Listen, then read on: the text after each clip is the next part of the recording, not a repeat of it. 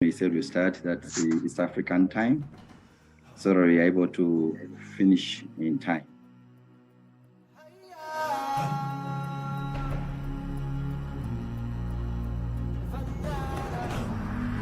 Kids, children, ladies and gentlemen, all protocol observed. Today is a historical day at the African Union when we are witnessing the launching of the African Union Children's Participation Platform on ending child marriage, female genital mutilation, and other forms of violence against children. As you may be aware, children have the right to participate in decisions affecting their lives and expect to expect that decision makers will listen to them and at most consider their views. As you may know, just that within the UN Convention on the Rights of the Children, adopted in 1989, and other subsequent legal and normative standards, they have all reinforced and built in the aspect of child participation. So is the African Charter on the Rights and Welfare of the Children, and other government and member states charters, frameworks, acts have all adapted and included child participation within all those different normative frameworks. So to us, this is a great day that we are witnessing this great occasion when children are really being brought at the table at the African Union. So I'll just go through quickly the purpose. Why are we setting up this platform where children can be able to engage? The platform is an interactive space that fully engages children and younger people to share their experiences, practices, knowledge, and utilizing evidence from programs to accept efforts to end child marriage, FGM, and other forms of violence. And we have very specific objectives. That's why this platform is set up. By the children also during our presentation, we are going to listen from the children to be able to tell us from their perspective why they think this platform is important for them. The platform is to create an interactive platform. Somebody please mute yourselves. I request that anybody who has opened their mic, please mute yourself. I request the children to mute yourselves, please. Thank you. Thank you very much. So I was just going quickly through the objectives of this platform, but also we are going to listen from the children what they perceive to be the objectives of such a platform from their own perception. The one is to create an interactive platform for them that's truly to actively lead and champion efforts and initiatives to end child marriage, female genital mutilation, and other forms of violence across the continent. Second objective is to provide a platform of country technical assistance, including capacity building, knowledge transfer, and awareness raising for children and younger people to fully engage in actions and influencing policies, decisions on ending child marriage, FGM, and other forms of violence against children. The third objective is to provide a space for younger people to share their lived experiences and provide solutions that aim to end child marriage, FGM, and other forms of violence. So there's a space where they can speak about what is affecting them. The next objective is to create an opportunity to follow up of children's recording in progress mechanisms and decision-making processes at the country and the continental level, whereby decisions are made at the country level. How do we ensure the decisions are moving up the African Union level to the member states, the heads of state, the councils, etc. So this is a channel through which some decisions made at the at the national level, country level, can move forward to the continental level. It's also creating a space to lead discussions where children can be advocates at their different levels to undertake the role of advocacy and take those processes at different levels to influence different strategies at the national, at the continental, and also at the global level. And finally, not least, is to capture, document, widely disseminate key deliberations, perspectives, by children themselves that can be shared across different stakeholders so they can be able to strengthen programming, advocacy work, policies around ending child marriage and FGM. So those are that's just a summary of the objectives as when we're working together to set up this platform. I never introduced myself. I'm called Dr. Richard Wamimbi. I work with the African Union Commission as the technical officer on the campaign to end child marriage. I'm seconded to the African Union Commission by UNICEF.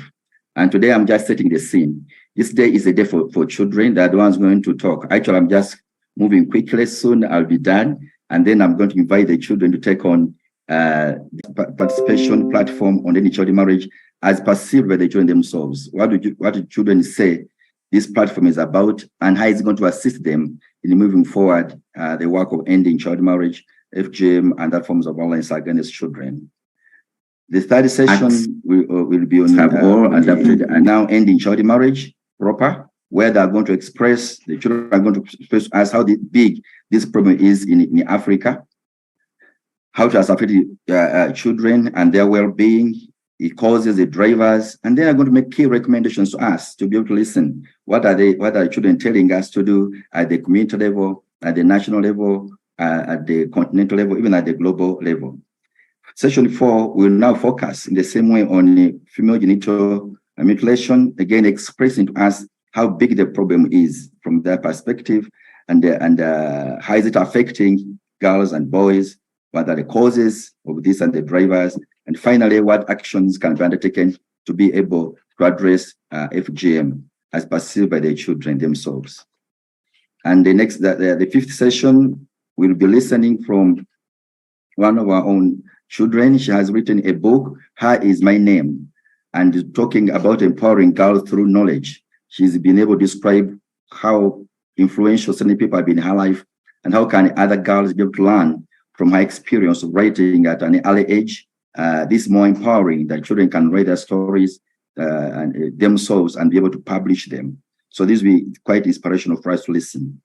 And then the sixth session will be looking at the next steps and how we are going to be maintaining this platform. So what? Here about the launch. Next steps. What is going to happen again? Sorry, I request that somebody should mute yourselves. And mute one of us, mute ourselves, please. Okay, thank you very much. Please ensure that you don't open up your mic. Tap on it when is it open. Otherwise, I'll be receiving echoes and which may interfere with our presentations and our conversation. And the last one, that is session number 6, will be the closing remarks, declaring the launch of the platform. And again, it will be done by adults and the children themselves. We'll be able to moderate this. So therefore, I want to thank each one of us today for attending and coming to witness and participate in this historical launch of the Children's Participation Platform at the African Union Commission. So a few more modalities, then I can now hand over to the children. That please, they will have, if you have any issue that you want to raise up, there's a Q&A. You click on Q&A and you can be able to ask your question. This is very interactive. There's also an icon for chat. So please, again, tap on that and we shall be happy to receive your question through the chat box. So you click the chat box. You are free to also raise up your hand. And then if there's an issue, maybe towards the time when we come to the discussion, because in each of those segments, there will be a time for asking questions or comments or discussing. The presenters will not only just be talking and listen, but it's an opportunity that we hear from the children and interact with each one of us. So there'll be an opportunity for us to you raise up your hand, or if you want to raise up your hand, you type in Q&A or also in the chat box. We also have interpretation services. In this regard, we are requesting that you tap on the language that you desire. When you go interpretation, you will see there French, basically, which are having an English. So tap on those languages and we'll be happy to receive or listen to the appropriate chosen channel that we may like. So I think those are the key highlights that I can be able to speak to us in terms of setting the scene before I can be able to turn on to and call on the next moderator. The child, as I mentioned, that this process started last year, because maybe asking how did we start this just in 2 minutes. This process of setting up this platform started last year when we requested the different member states and the children to nominate member states and the civil society organizations to nominate the children who can form this platform. But the condition was that they're supposed to have consent signed by their parents because they're under 18. And that was done by a number of organizations. We also gave an activity, a challenge, whereby children are supposed to submit either a poem or a song or the work that they are doing in their communities to really understand what indeed they are doing. And that also would help us to know which kind of person is coming to be part of this platform. That was done. But as also you can see on the agenda, we are not having many children from West Africa. I think it took a process to get the names, consents from the parents, most likely, because we never received many from West Africa, because this involves also consent from the parents. And sometimes when you go the parents to be able to seek for their consent, why children must participate in this, some parents are reserved. They may ask why this is happening.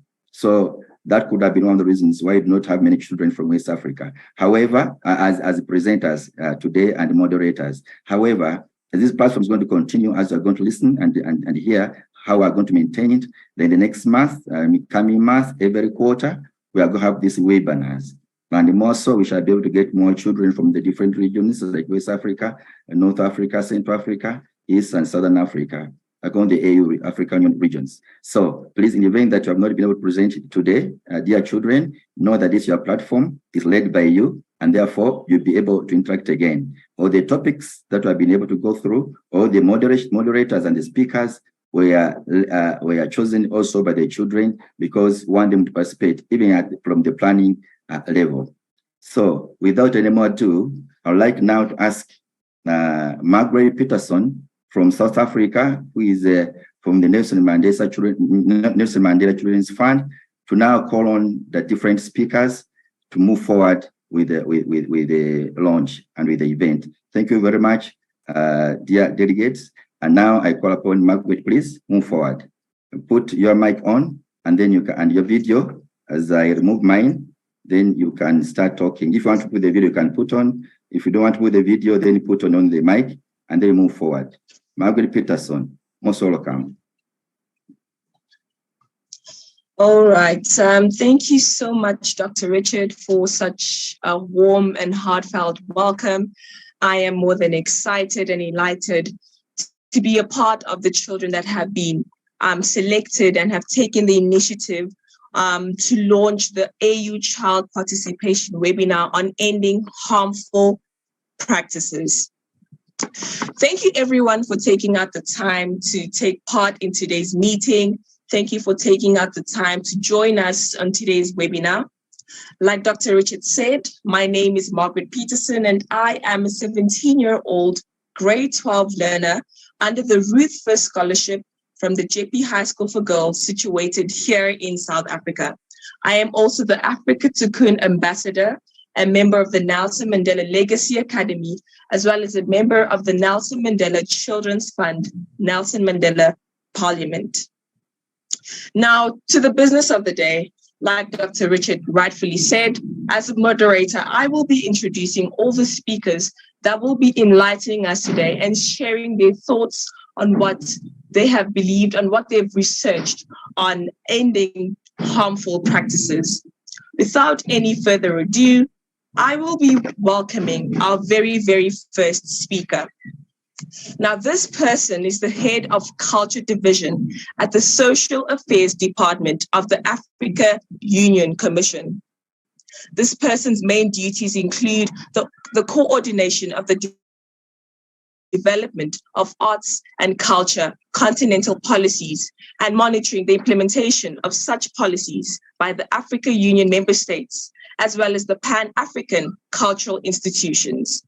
Currently, the arts and culture sector has the following main continental policies: the Charter for African Cultural Renaissance, the African Union Plan of Action on Cultural and Creative Industries, and the African Union Model Law on the Protection of Cultural Property and Heritage, as well as the main African Union Framework for Development of the AU Agenda 2063, which has a specific aspiration for culture and heritage. The work of the Culture Division thus relates to the popularization and monitoring of the implementation of the above-mentioned continental policy tools by the AU member states. This person is the overall coordinator of the African Union Pan-African Cultural Congress, also known as the PACC, a forum which is held every 3 years and brings together cultural experts and practitioners and Pan-African cultural institutions working in the arts, culture, and heritage sector to provide their contribution in the policy-making role of the AUC. Having said this, it is my honor and my prestige to welcome Mrs. Angela Martins, the head of the Culture Division, to please present her words of knowledge, her deep and in-depth research on today's topic. A kind reminder to you, ma'am, that you have 3 minutes to enlighten and inform us on what you have learned and what you have researched and what you want to teach and impact on us today. Please remember that you have 3 minutes to speak. And if you have any questions, kindly put them on the chat box and we will have a session where we will discuss on them. The floor is yours, Mrs. Angela Martins.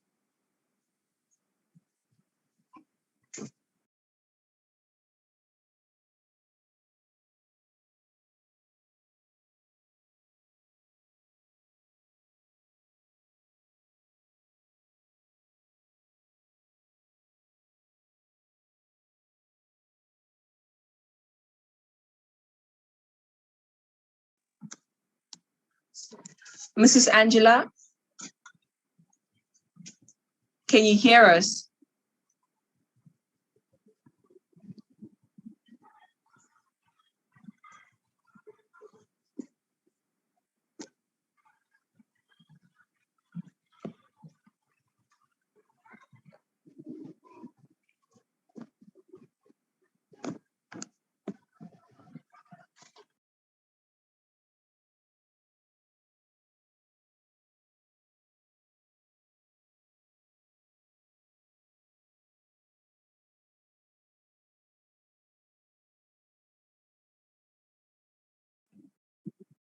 Yes, Margaret, we still not be having Madame Angela Martins. So you can go next speaker, please. Thank you. All right. Unfortunately, like Dr. Richard just said, we are not able to have Ms. Angela Martins with us here today, but nevertheless, we will move on to our very, very next speaker. All right.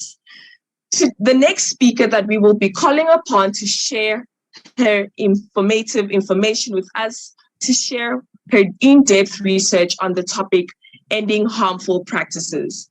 This person is the UNICEF representative to the AU and UNECA at Addis Ababa, situated in Ethiopia.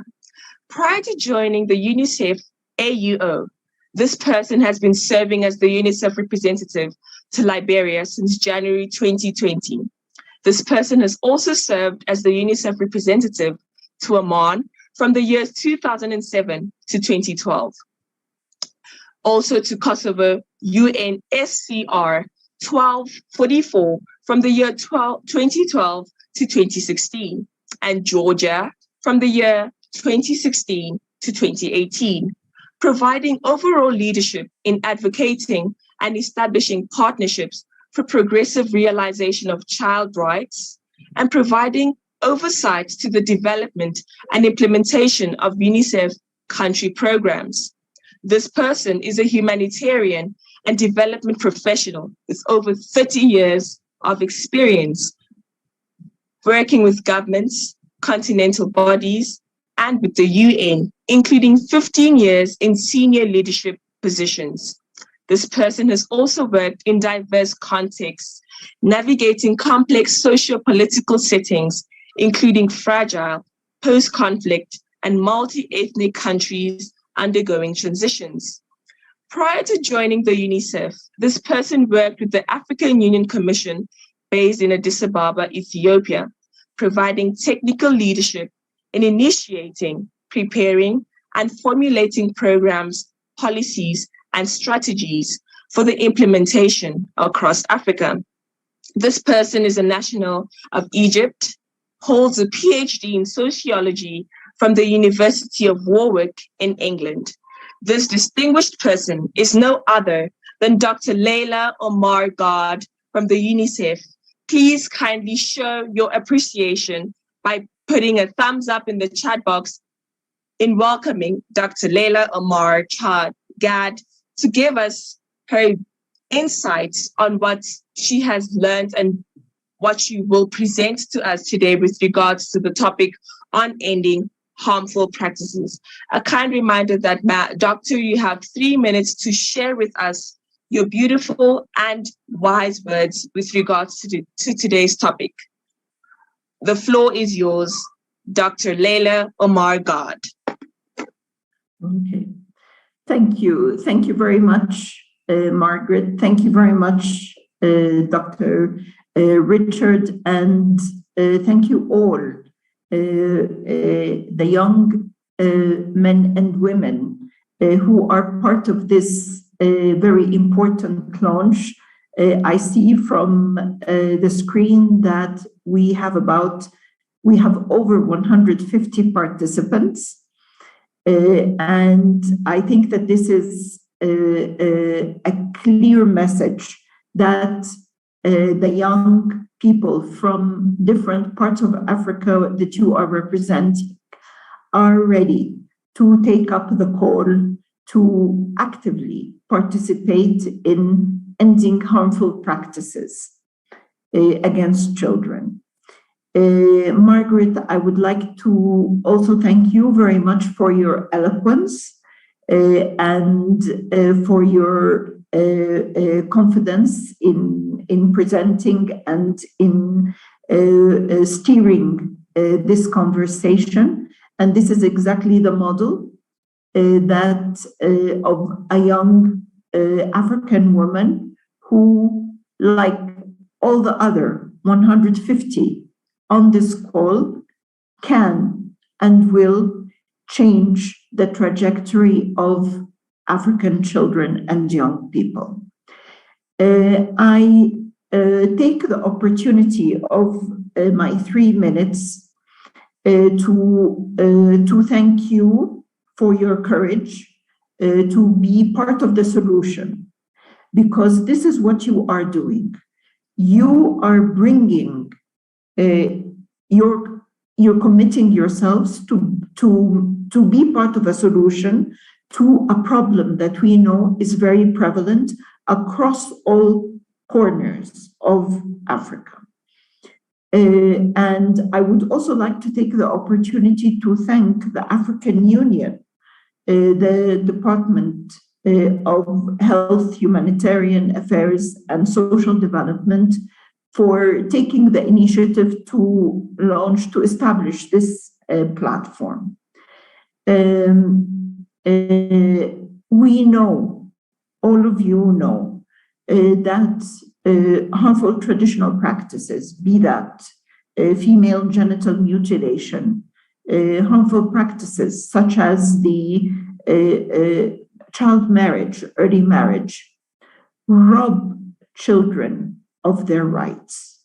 And we know that on our continent, we not only our governments, all our governments have already signed and ratified the Convention on the Rights of the Child, and we also in Africa have our very own African Charter on the rights and well-being of the child. So I think that, and we have a number of policies, a number of laws that exist in many countries that prevent the harmful practices. But we know, and you know, through your neighbors, through your friends, through your schoolmates, that despite having these laws, despite having these important conventions, the Charter, the African Charter, still these practices persist. And it's because of that that your contributions make a huge difference. You can change the lives of your neighbors, of your friends, by speaking out, by trying to understand why do these practices persist. How can you, by bringing your voice together, put pressure on organizations to say that enough is enough, that it doesn't make sense that we send off a girl at 13, at 14 years to marriage and completely lose her prospects in terms of education, in terms of being an active citizen in her country. And this June is a very special month, and it's very significant because, you know, the 2 weeks from now, the Day of the African Child is commemorated. And you know the story behind the Day of the African Child. It is about the Soweto uprising, when the young people in Soweto took up and said, enough is enough. We have the right to have a good education. And by doing that, of course, there were many who lost their lives on that day. And that's why we honor those who participated on that day every year since 1991. But what it has done is that it has changed the world in terms of access to education. So what I mean by that is that don't think that I'm just one person. Even one person can change the lives, not only of themselves, but of others as well. And imagine that just you coming together for this launch today, there's more than 150 of you. How powerful a voice you can be by reaching out to others, to your colleagues, to your friends, and speak up and say enough is enough. Maybe just one question that I have for you. You know that as UNICEF, we also have a platform called You Report. And I think it would be very powerful if we could link the two platforms together, because it amplifies the voices of young people across the continent. And keep this network, ensure that all of you now here on this network, keep yourselves as a network. Come back to us. Tell us what you need so that we can amplify your voice, so that we can put our hands together to change the world for every child. Thank you very much. And over to you, Margaret. Thank you so much, Dr. Leila, for your beautiful words. Thank you so much for reminding us, the children, that it is in our hands to make the change that we want to see. Thank you so much for reminding us that all these harmful practices that take place only rob children of their rights, and we as children need to take the initiative to stand up against these practices that rob us of the rights that we are entitled to as children. Now, to every child, to every adult that is here with us today, to ensure that we are engaged, to ensure that we're having fun, to show that we are grateful for Dr. Leila coming to speak to us today, we are all going to snap our fingers. So please, I'm kindly asking everyone to please unmute themselves, to please turn on their camera so we can see you, so we can all give Dr. Leila a snap of our fingers to show how happy and how grateful we are that she has come to speak to us today. So can we all unmute ourselves and to open our cameras and to snap our fingers like that for Dr. Layla? Yeah, I see us doing that. Okay, cool. Thank you so much. Thank you. We can all now unmute ourselves, and you can keep your camera on if you want to, or you can switch it off if you please. Thank you so much, Dr. Layla. We are all so happy, and I believe we have all heard and we've all learned. One thing I picked up from what you said was the call to create the coalition of the U Reports platform, as well as this platform, to amplify the voices of young people and to give young people the opportunity to speak out more. Thank you once again for those words. We will now move on to our very next speaker. Now, this person is a national from Cameroon. This young person, in fact, is in Form 5, and this person is 14 years old, and this person has taken up this bold step to come and present what they have prepared with regards to today's topic on ending harmful practices. This person has taken out their time to research and to come up with a presentation for all of us. May we all please be patient as we listen to Ari Catherine from Cameroon as she comes to present her presentation. The floor is yours, Ari. You may turn on your camera and unmute yourself from wherever you are, and you may proceed with your presentation. The floor is yours, Ari.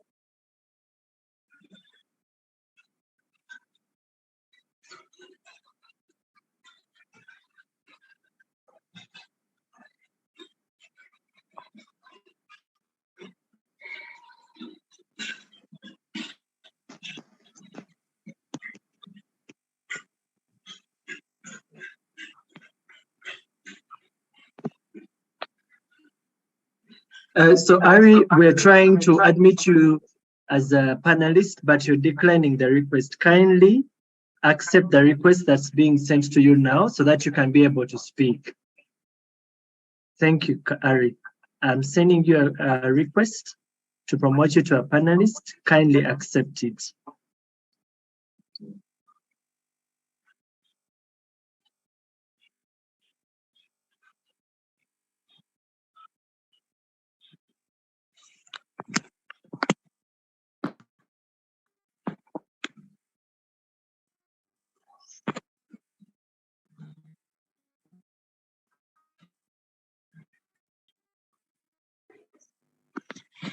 Yes, sure.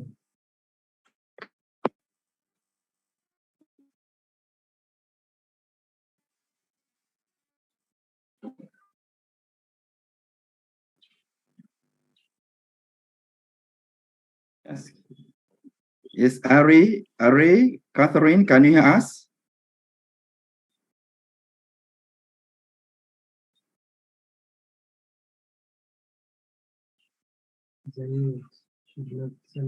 Okay.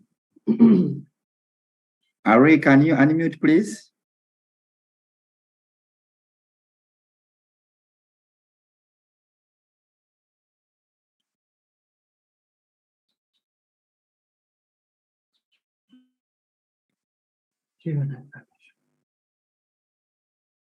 Okay.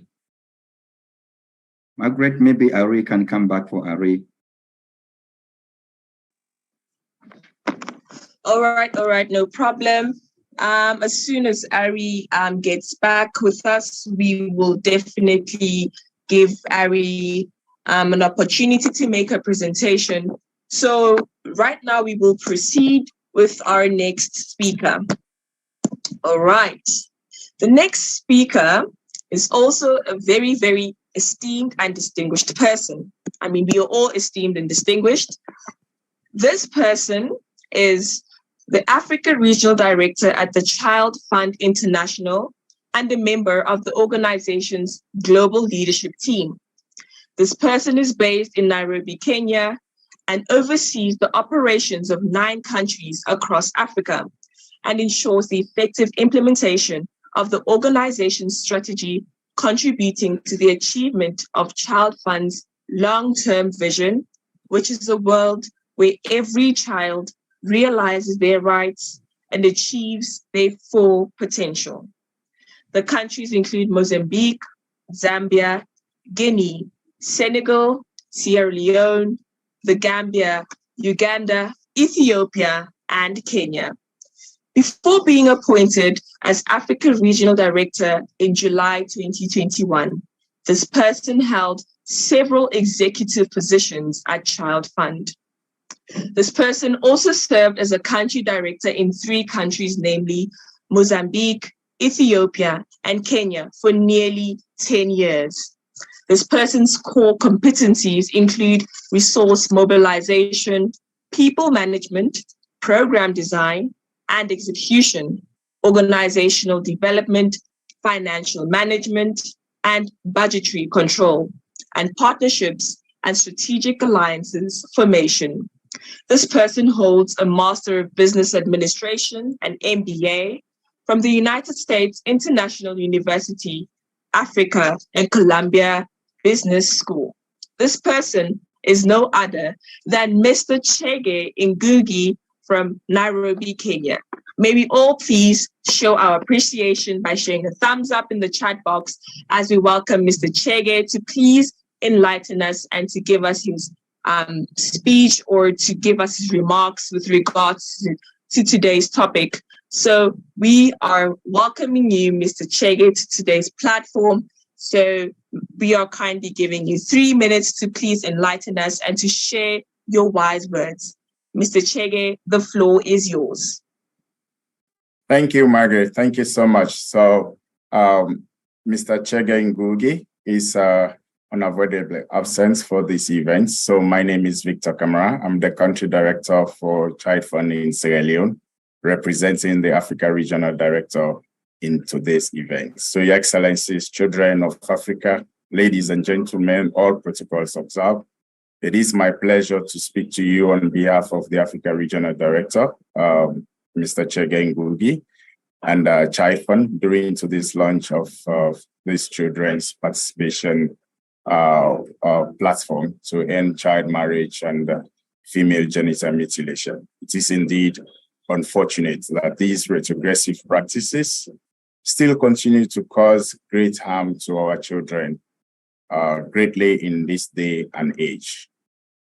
Child participation, as we know, is one of the core tenets of the Convention on the Rights of the Child, the African Charter on the Rights and Welfare of Children, and even the Agenda 2040 on fostering an Africa fit for children.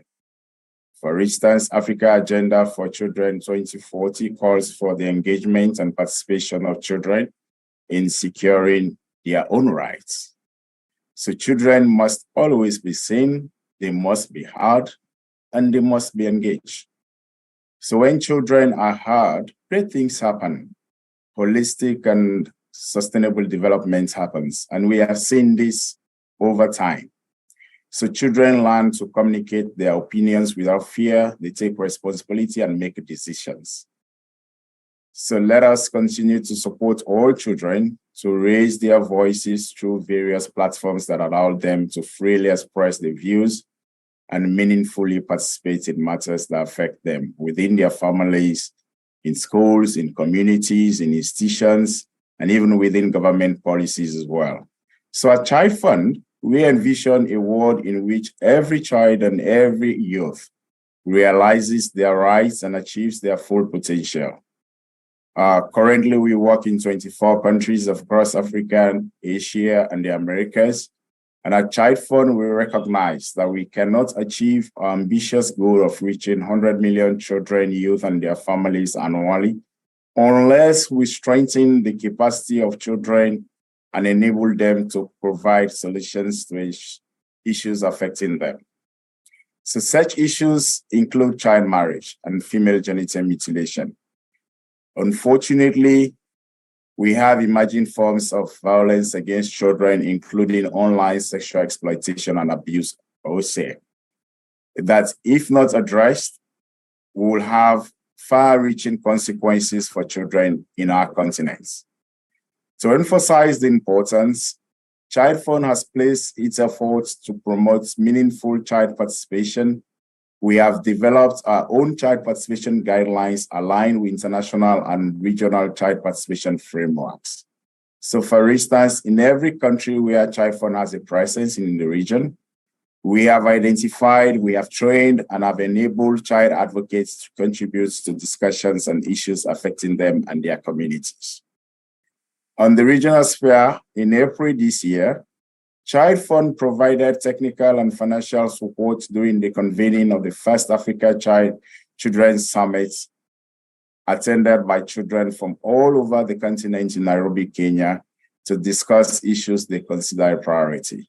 And most of our children and youth that are on this call participated either in person or followed that through online as well in the last summit. So last month also, Child Fund supported the child advocates from Sierra Leone to present the outcome statements from the Africa Children's Summit during the 41st ordinary session on the rights and welfare of the child in Maseru, Lesotho. So last year, together with our Joining Forces Alliance members, Child Fund also supported the convening of the Children's Parliament that was held on the sidelines of the House of State Summit in Lusaka, Zambia. An outcome statement produced from the gathering was also presented to the House of State. Child Fund is estimating that the launch of the child participation platform to end child marriage and female genital mutilation today will signal the start of a process that will lead to the incorporation in the platform other emerging issues like online sexual exploitation and abuse of children. So Child Fund commends the African Union on its efforts to institutionalize child participation in its processes and commits to continue partnering with the African Union and all children of Africa to ensure the voices of children are heard, they are incorporated in policies, and also in decision-making processes. I want to wish you all the best of luck in the discussions today, and I want to congratulate all of our children that are participating and those that are also following online for a very great platform that we are starting only today. So today will only be a launch of the process, but the process itself and how we are going to follow this through, we as adults and as Child Fund, we are committed to be side by side with the children to be able to achieve what we want to see for our children in the continent. I want to thank you so much, Margaret and the team, for the opportunity to speak to all of us today. Thank you so much. Thank you so much, Mr. Victor. Irregardless of the fact that Mr. Chege Ngugi couldn't make it today, we accept all apologies that have been put forward, and we thank you so much for presenting on behalf of your colleague, Mr. Ngugi, and speaking to us today with regards to the vision that Child Fund has and its collaboration and contribution towards ensuring that every child does indeed achieve their fullest potential. We thank you so much, and I believe every child gathered here today will take the initiative. Without any further ado, this is a call. If Ari Catherine is online with us, if she can use this opportunity to present. If Catherine is online with us, you can go ahead with your presentation. Can I get a sign from Ari Catherine if you are here with us? If you are you okay? The floor is yours. Okay. Start video.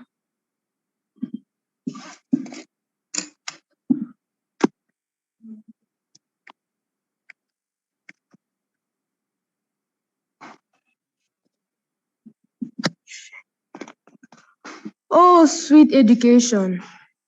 Oh, why does early marriage want to ruin my childhood? Why does religion want to take away this joy of being a child? Oh, my age is still unripe. Give me little time. Let me be a star and shine. Give me chances to know life. I'm still in my childhood. The dark groom gets ready to leave. Equality is the basis of relationship. They transfer this message in early. At early time of beginning, all promises. The maintain beautiful day of life. Why does child marriage take away the joy of children? Let's put a stop to child marriage.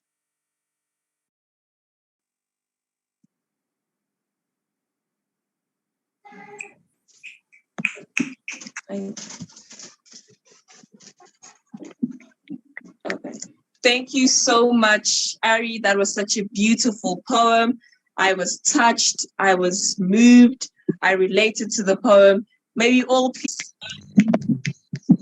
Thank you so much, Ari. Thank you so much for taking the bold step to present such. Thank you so much for your confidence. I believe can someone please unmute someone's? Okay, thank you so much. Thank you so much, Ari. May someone please unmute? Okay, thank you so much. Right now, we will be moving on to our next speaker. Well. So this person as well is a national from Botswana, a 16-year-old children's rights advocate and human rights activist. This person is the president of the National Children's Consultative Forum in Botswana and an international delegate.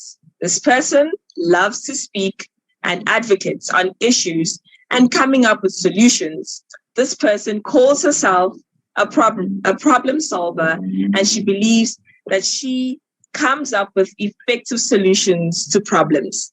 Without any further ado, without any wasting of time, I would love to pass on the mic to Mrs.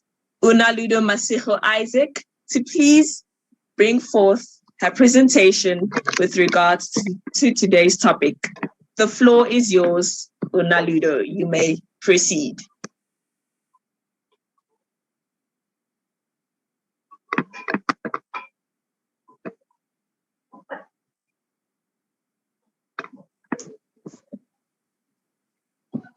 Una?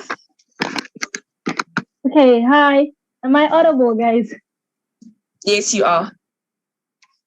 Okay, so protocol highly observed. We have already introduced and honored the guests, all the children who have joined online. As I have been already introduced, my name is Unaludo Masigo Isaac, but everyone can call me Una. I'll be presenting under the theme or the topic, child participation, like why child participation. So we all know what child participation is, where we are engaged as children and we're heard. But there's a reason why we should be heard, why we should be engaged, why children are very important in problems, to solve problems that we're facing right now.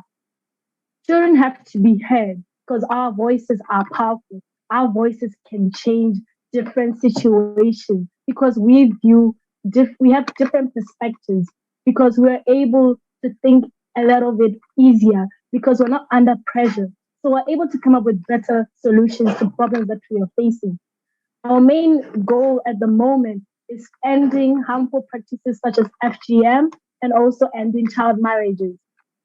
The reason why children need to participate is to be seen, heard, and engaged. We do not just want to be seen as children being used as ornaments, but we want to be heard, listening to our views, taking up our recommendations, listening to what we have to say concerning any situation, any matter, anything we want to input. Also, we want to be seen as partners, working hand in hand with the leaders of today in overcoming the challenges that we're facing. We know about this Day of the African Child. They were all looking forward to the Day of the African Child. We all know the story. We know about the Soweto uprising. Those same children, they didn't just be quiet. They all spoke up. They all had something to say.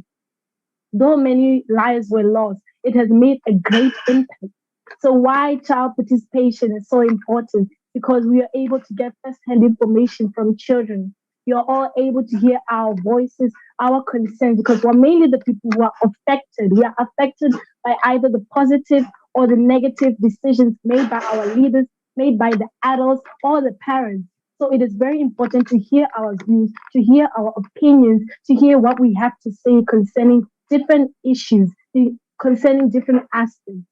We have also had different platforms where we're encouraging child participation. We have the National Children Consultative Forum in Botswana. We also had the first ever African Children Summit hosted in Kenya.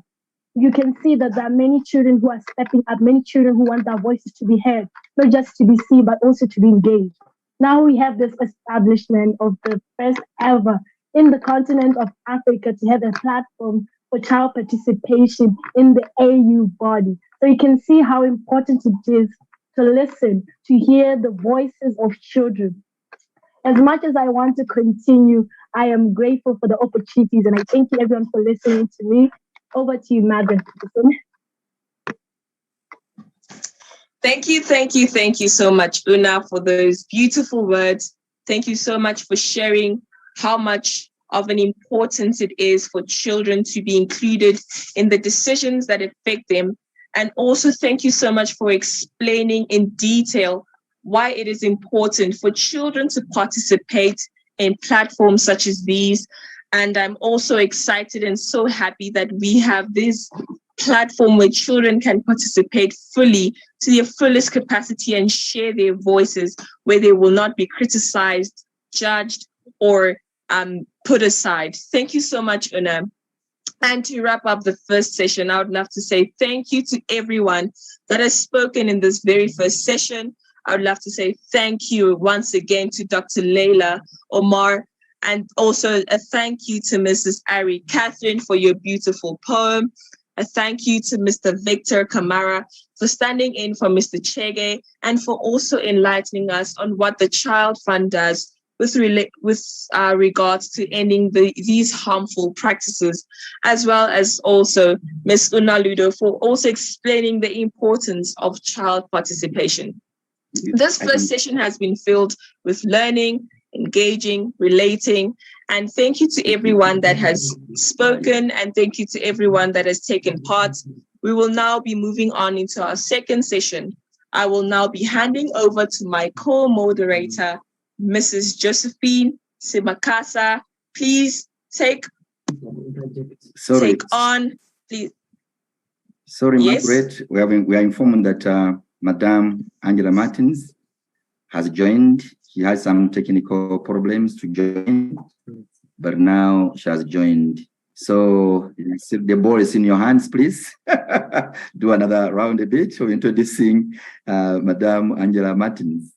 So back to Margaret. We are not done with you. Thank you.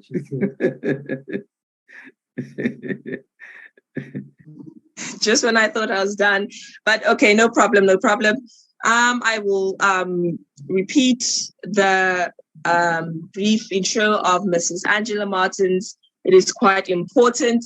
So Mrs. Angela Martins is the head of the Culture Division at the Social Affairs Department of the African Union Commission. Her main duties include the coordination of the development of arts and culture, continental policies, and monitoring the implementation of such policies by the African Union member states, as well as the Pan-African cultural institutions.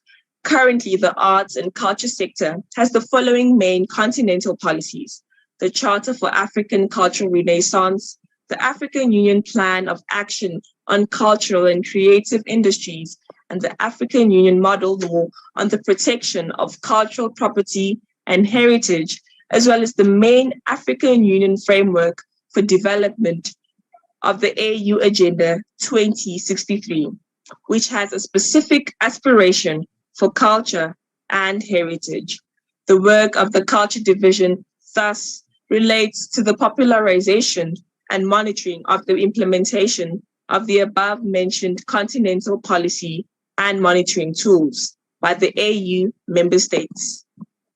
Ms. Martins is the overall coordinator of the African Union Pan-African Cultural Congress, also known as the PACC, a forum which is held every 3 years and brings together cultural experts and practitioners and Pan-African cultural institutions working in the arts, culture, and heritage sector to provide their contribution in the policy role of the AUC. Having said this, I would love to give the floor to Ms. Angela Martins to give her opening remarks with regards to today's topic and enlighten us further and give us a few words. The floor is yours, Ms. Angela Martins.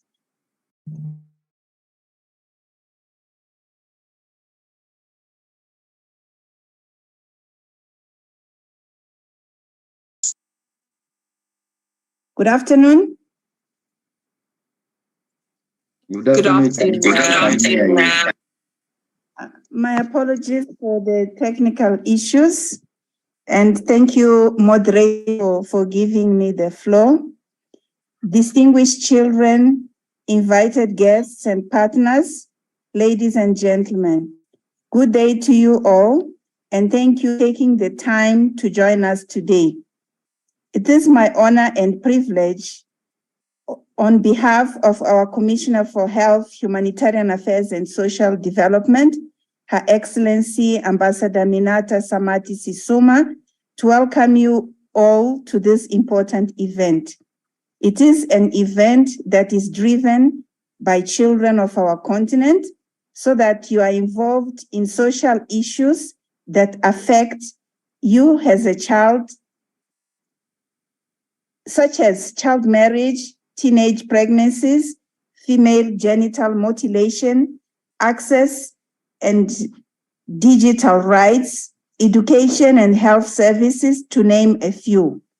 I would like to start by saying thank you to our children and their affiliated organizations, the World Vision International, Plan International, Child Fund International, Women's Legal Resource Center in Malawi, NGO CC Zambia, Mutoto News Kenya, Center for Youth Empowerment and Civic Education in Malawi, Children Voices Today in Uganda, and UCRNN in Uganda for supporting us in making this day a reality.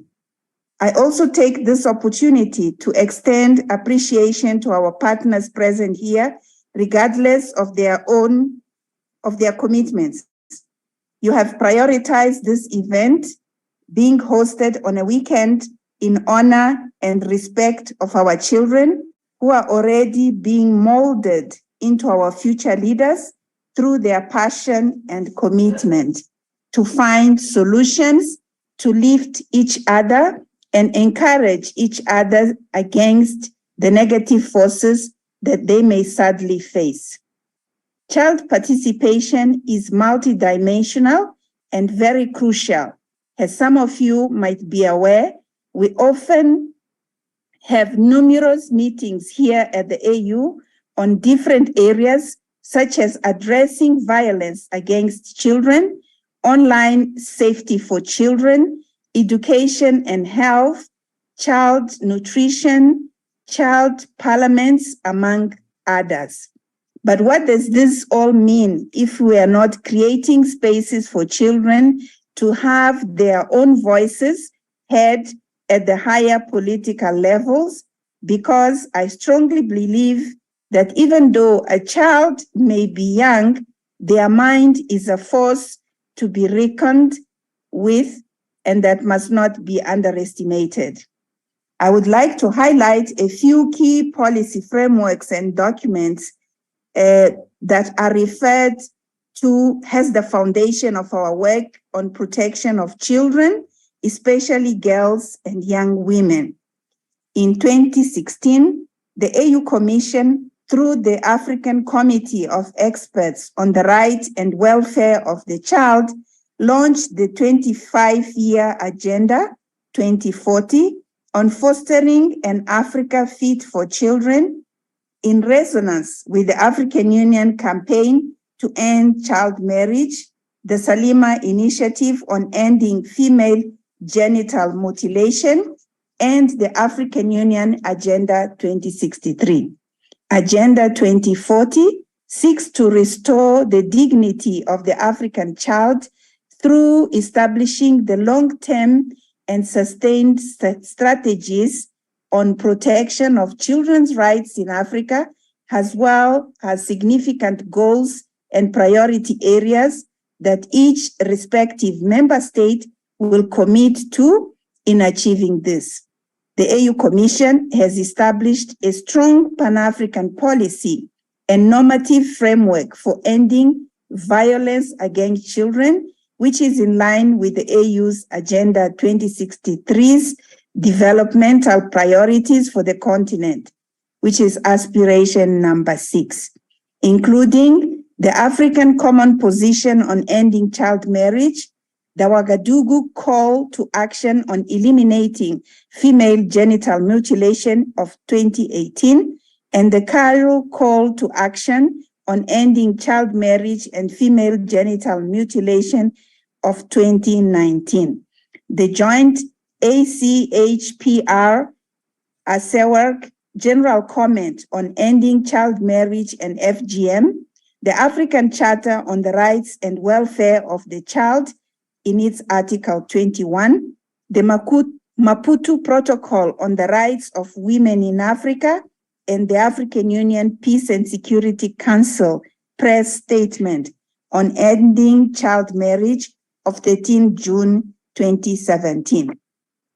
Dear children, invited guests and partners, ladies and gentlemen, in view of the above and the continued partner support, including local CSOs, traditional leaders, community peer groups, and others working to empower children, it is high time our children take over and confront the obstacles that may be in their way. If there is a wall in front of you, break it down and keep going until you see a way out. In this regard, the AU Commission is today launching the Child Participation Platform that will be a platform for children to be fully engaged in an interactive space designed to empower children and young people, enabling them to share their experiences, practices, and knowledge. By harnessing evidence from existing programs being implemented to protect children against violence and secure their rights, this platform will be part of the initiatives to accelerate efforts to put an end to violence against children, including child marriage, FGM, and other harmful practices. Therefore, this webinar has brought together over 150 child participants from all over the continent. Many of these exceptional children have been selected through the support of our partners, as mentioned previously. In addition, this platform will be providing a unique opportunity for children to bring forward their insights, experiences, and ideas that will serve as a catalyst for change and foster an inclusive and collaborative approach towards protecting the rights and well-being of children across Africa. Dear children, ladies and gentlemen, it is the desire of the AU Commission that this platform will achieve the following outcomes. Children are actively leading and championing on programs and advocacy initiatives that aim to end child marriage and FGM at the community, national, and continental level. Children have adequate skills and knowledge to fully undertake actions and lead programs that uphold their rights and protect them from all forms of violence against children. Children openly share their experiences and provide concrete solutions to address issues that affect them related to child marriage and FGM in their countries.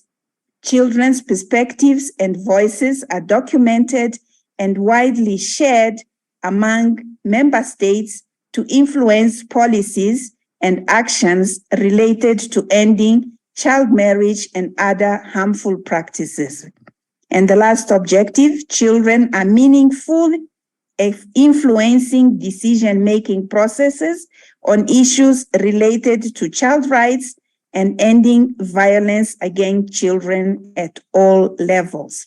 Let me finish by encouraging you all to utilize this space effectively for the betterment of our continent. We need leaders who will take forward and beyond the policies that we are currently implementing today. As the saying goes, if you stand for nothing, then you'll fall for anything. I kindly urge all of you to be better than that and stand for what you believe. To our distinguished partners in development, the Commission calls upon you all to continue providing support for more children and young people aged 10 to 18 years to actively continue to participate in and utilize this platform going forward. Together, we can create a future where every child is free and the bonds of child marriage and FGM, allowing them to thrive and fulfill their true potential. The AU Commission commends for your huge contribution, both financially and technically, that you always put forward to fight the injustices that risk the future of our continent. Finally, I wish you all a successful launch of this long-awaited platform and also look forward to the strong outcome document. I thank you all for listening. Thank you so much, Mrs. Angela Martins. Thank you so much for your heartfelt words. Thank you so much for showing how much you believe in children and how much you believe that children do deserve a life free from any bondages or any restrictions that would in any way limit their potential, in any way stop them from achieving what they truly want to achieve with regards to early child marriage and female genital mutilation. Thank you so much for taking out the time to come and speak with us today. That symbolizes the end of our first session. I would love to show appreciation to all the speakers that have spoken in our very first session. I would love to say a thank you once more to Dr. Leila. Thank you so much for coming and speaking to us. Thank you so much, Ms. Ari Catherine, for your poem. Thank you so much, Mr. Victor. Thank you so much, Ms. Unaludo. And finally, thank you so much, Ms. Angela, for coming to speak to us today. I don't know how many of us here attended the ACS, Africa Children's Summit, back in Kenya. I did teach quite a few of those claps. I don't know which one we want to do today. If we want to do the thunder clap or we want to do the well done clap. I think we should do the thunder clap. Do we all still remember how to do the thunder clap, or should I teach us to do the thunder clap for all the speakers that have spoken today? All right, so this is how the thunder clap goes. So you have one finger on one hand. Okay, so can we all please, for the last time, the last clap for all our speakers to say thank you, say a huge thank you. May we all please turn on our camera and unmute ourselves. If you know how to do the thunder clap, this is going to be easy, but I'm just going to briefly teach us all how to do the thunder clap. All right. Are we all ready? Okay, so someone's... All right. Okay, so this is how the thunderclap goes. We have one finger on so we have our left palm and our right palm. You have one finger on clapping on one palm.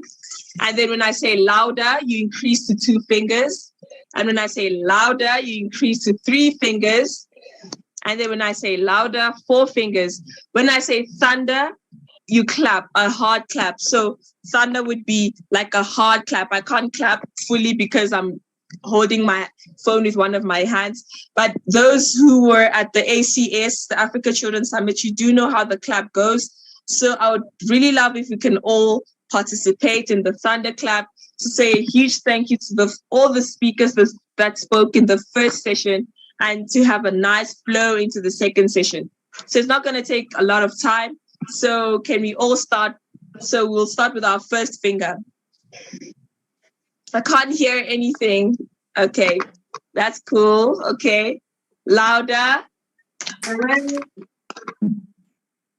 Louder. Louder. Louder. Thunder. Thunder. Thunder. Thank you. Thank you. We can all unmute now. Thank you all so much for participating. Thank you all so much for being patient with us. Thank you all so much for engaging and relating. And like one of us did say, the theme of the ACS that happened in Kenya was for children to be seen, heard, and engaged. I believe we have all been seen, we have all been heard, and we have all engaged beautifully well, ever so kindly. Thank you all so much for your time. Thank you all so much for listening. I will now hand over to my co-moderator who will take us into the second session of today. I will now hand over to Mrs. Josephine Samakesa from Zambia to take over the moderation of today's launch of today's webinar. Thank you all so much. I will now leave you all in the ever most capable hands of Josephine Samakesa. Thank you so much, and until we have another meeting. Thank you all so much. Over to you, Ms. Josephine Samakesa. Thank you so much for the handover, Margaret. And we thank you for your great work which you've done. It's awesome. My name is Josephine Samakesa from Zambia, from NGOCC, representing the Young Women's Network. We thank the AU for giving us such an opportunity where we as children get to interact with each other, talk about issues that are affecting us as children, and interact more about ways in which we can fight child marriage. This takes us to another interesting session where we'll talk about child participation platform, purpose and objectives, which will be presented by our friend who is Kutulazinga. He's aged 17. He is aged 17 from the organization of Center of Youth Empowerment in Civic Education. He's from Malawi. The boy has been involved in peer education and awareness programs that have benefited a lot of victims of child marriage in his community. The boy has done a lot of things pertaining to child participation and ending child marriages in his communities. I welcome Kutulazinga to talk about the child participation purpose and objectives. What do we want to achieve by the end of this? Kutulazinga, the floor is yours now. We should welcome Kutulazinga.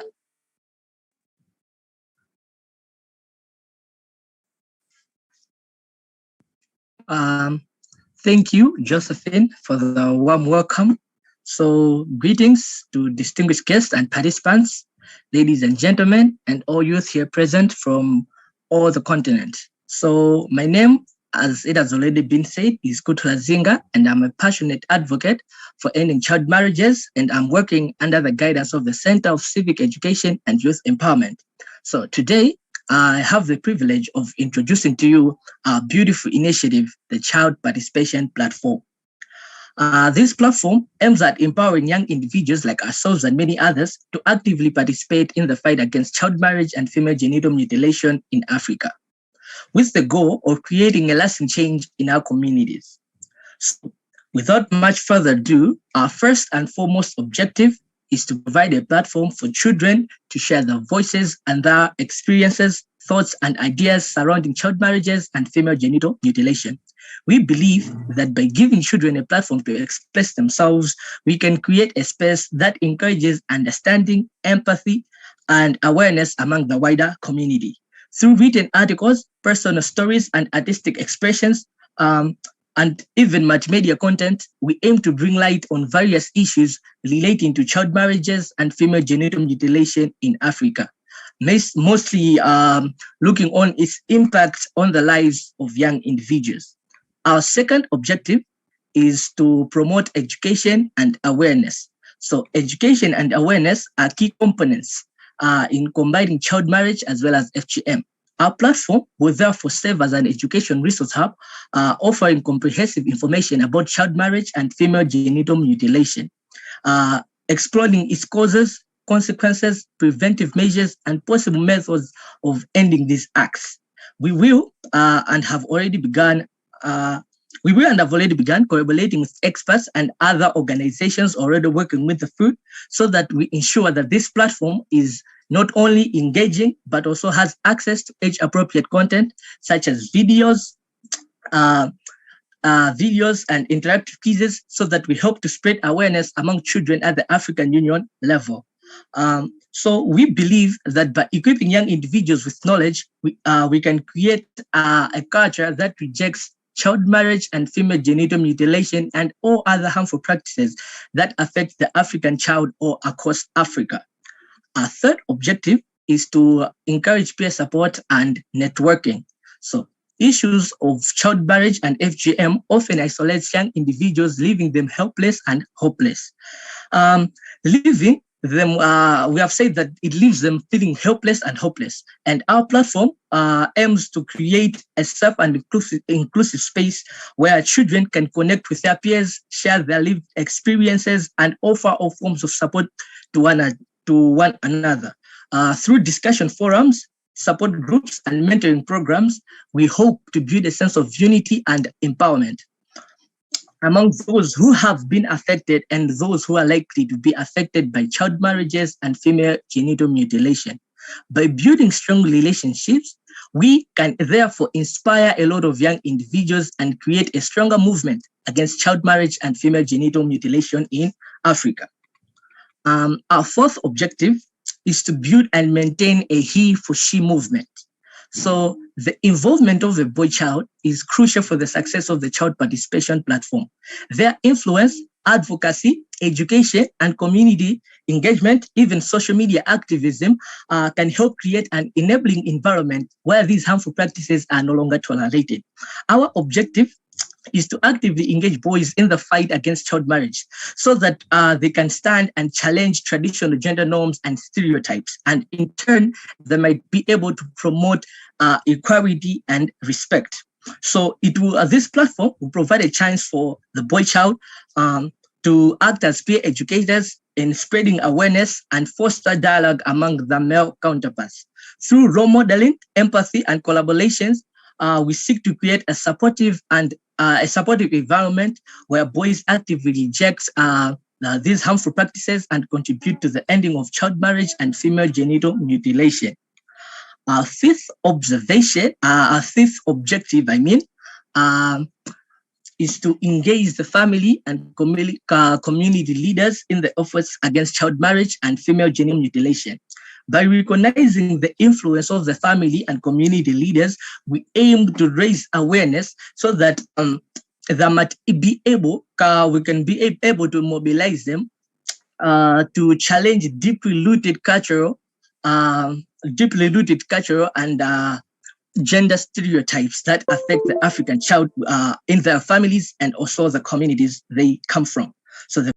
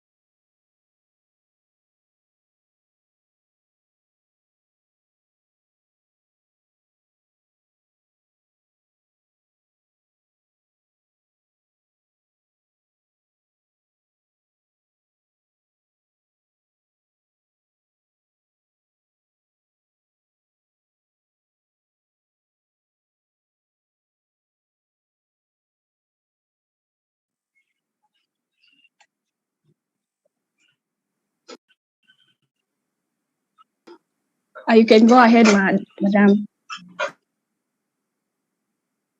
Hi. Hello. Shall I speak? Yes, you can go ahead. Yes. Good morning. Here is Kembo. Yes. Thank you. I think the primary mutilation is well entrenched now, and sometimes to expect the approach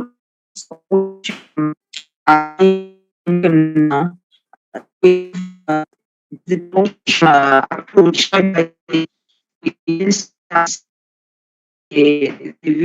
the second approach is that apart from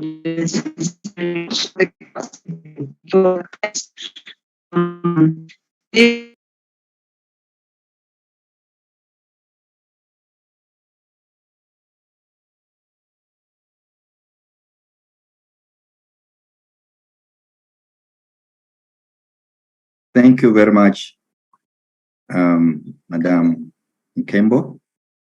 In the next presentations, we are going to hear solutions which have been provided by the children on how we can be able to address child marriage.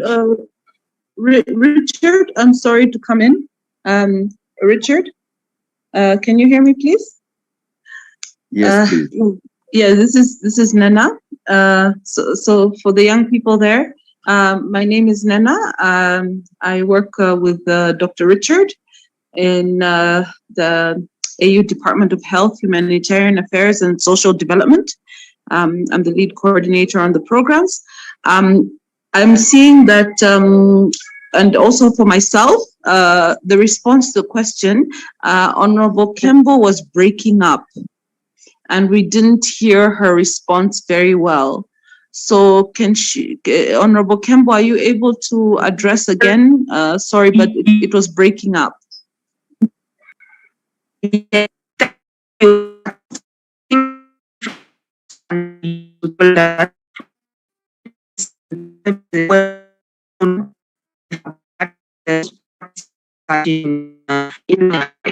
our culture,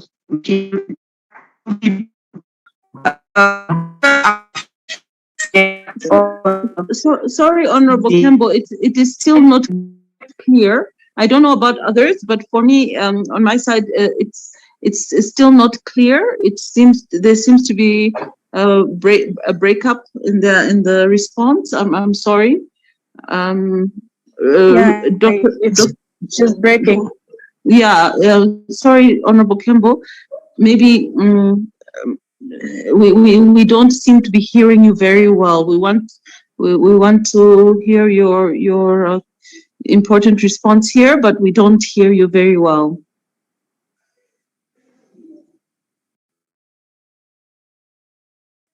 Oh, seems like network is not good with Batembo. I'll just go ahead and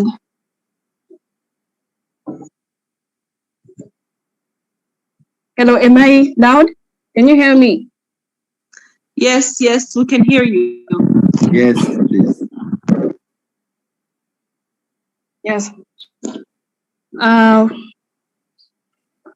We'll continue with what we're talking about since Nalibo Tembo is not being heard clearly. We'll go to another question. What I would propose kindly, Madam Moderator, is Honorable Kembo, since your network is not allowing us to hear you very well, maybe you can put your response in the chat box. That would help us. You can put your response in the chat box, please. Yes, thank you, Madam. That would definitely help. Yeah, but I would also kindly request that maybe Honorable Kembo, you may request that you change maybe your position to get clear network, so that because it's going to come the time when you are going to present to us. Okay. So maybe we change the position. Okay. So we are going to be clear to us. Thank you very much, Honorable Kembo. Okay, thank you. Well, thank you so much. So, Honorable Tem, you should leave your comment in the chat box. I'll read it out to everyone. Now we'll go to our next and second question, which is coming from anonymous attendee, who is asking, what's the law of the media? Who is asking what the law of the media is to end FGM and child marriage? It's from Esther from Tanzania. I'll read the question again. What law is the media playing a part in ending FGM and child marriage? I would leave it open for any of our elders to give us an answer to this. Thank you very much. I'm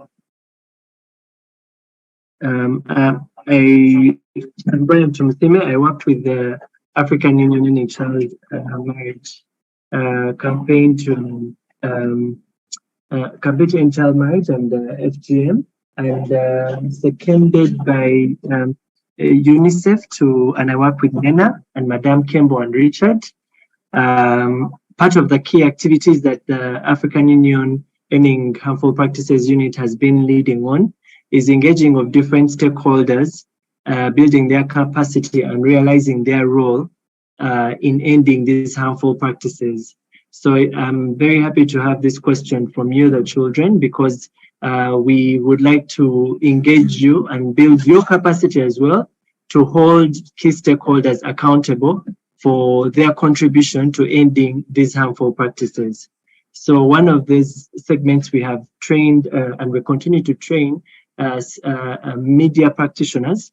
Last year we trained from East and Southern Africa, and then we shall continue to train another cohort of from the West Central and Northern Africa parts of the continent.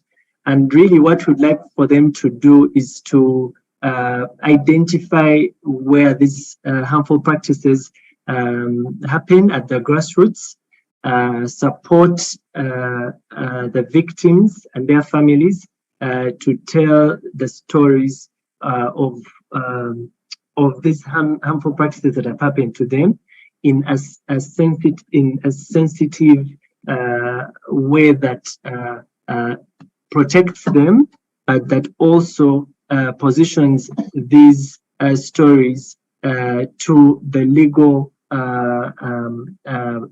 professionals, as well as the politicians and other duty bearers to ensure that the perpetrators get the sentences that they deserve, but also to make sure that stories such as these don't go unnoticed, don't go hidden, but they also empower other victims from hearing these stories coming out to stand up and act against some of these practices, but also other stakeholders like young men, traditional leaders and faith-based organizations to hear the stories, because we realize on the African setting, a lot of people rely on media, traditional media, to inform their actions. Thank you.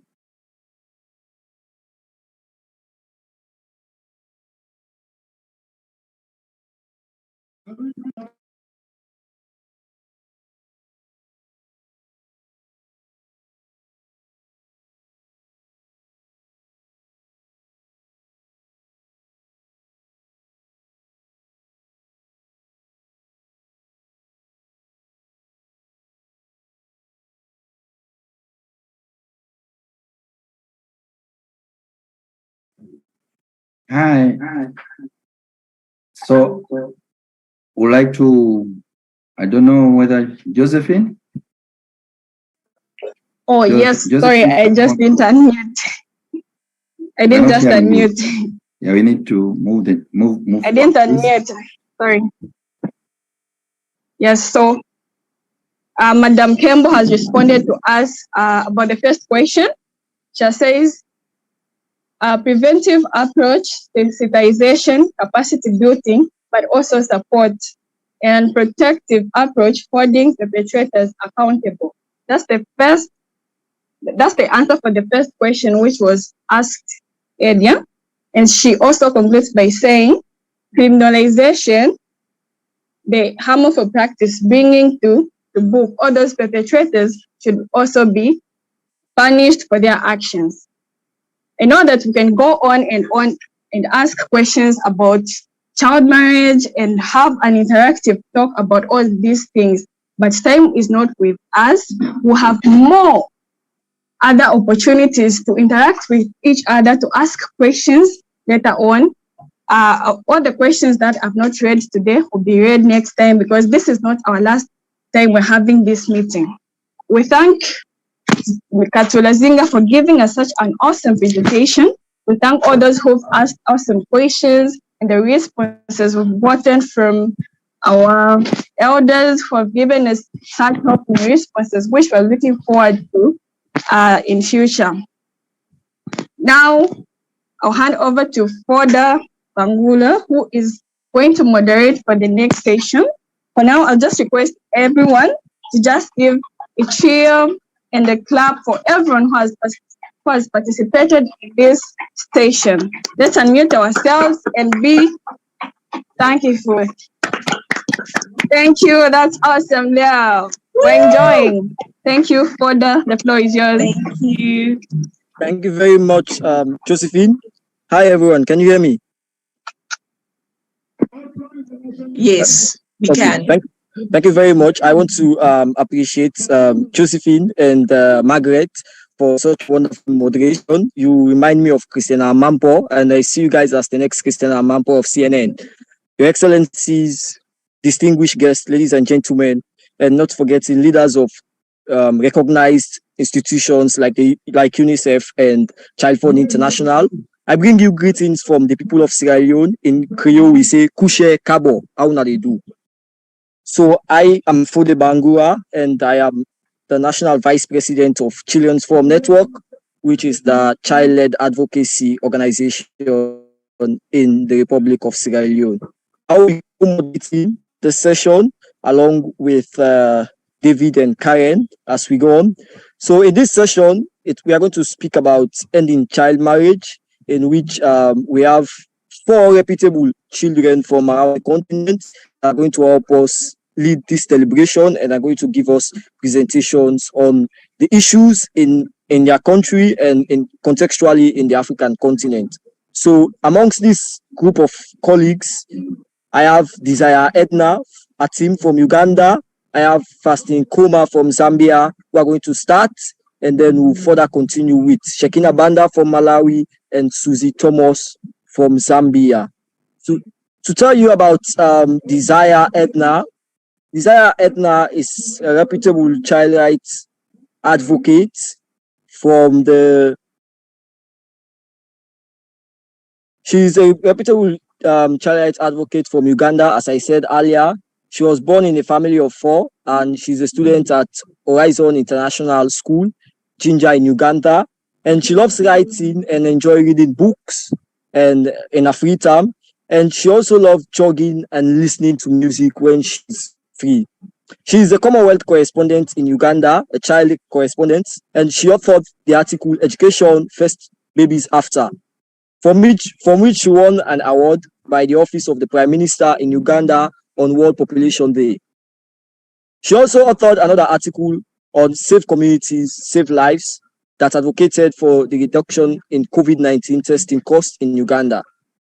It was published in a local article, in a local newspaper in Uganda called the Daily Monitor. She's currently a Child Protection and Health Innovation member, and also she's part of the School Protect Children from Violence, Abuse, and Uphold Their Rights initiative in Uganda. So, Desire Edna, you have the floor to speak.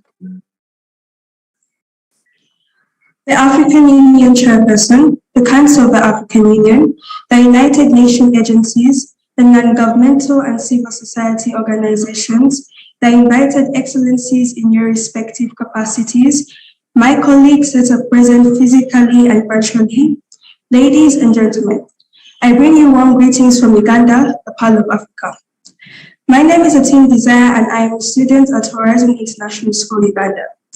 I take this opportunity to thank Child Protection and Health Innovation Africa in Uganda for nominating and giving me this opportunity to deliver my speech on child marriage and teenage pregnancy today. While child marriage is a problem for boys and girls, my speech is majorly focusing on the girl child.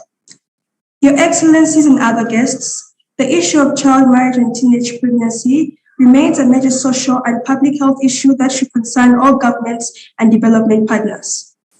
Child marriage and teenage pregnancy have far-reaching implications on the general well-being of children, especially girls and those in adolescent ages. The 2016 Uganda Demographic and Health Survey shows that 34% of young women aged 20 and 24 were either married off or in union before the age of 18, while 7% of them are married off before the age of 15.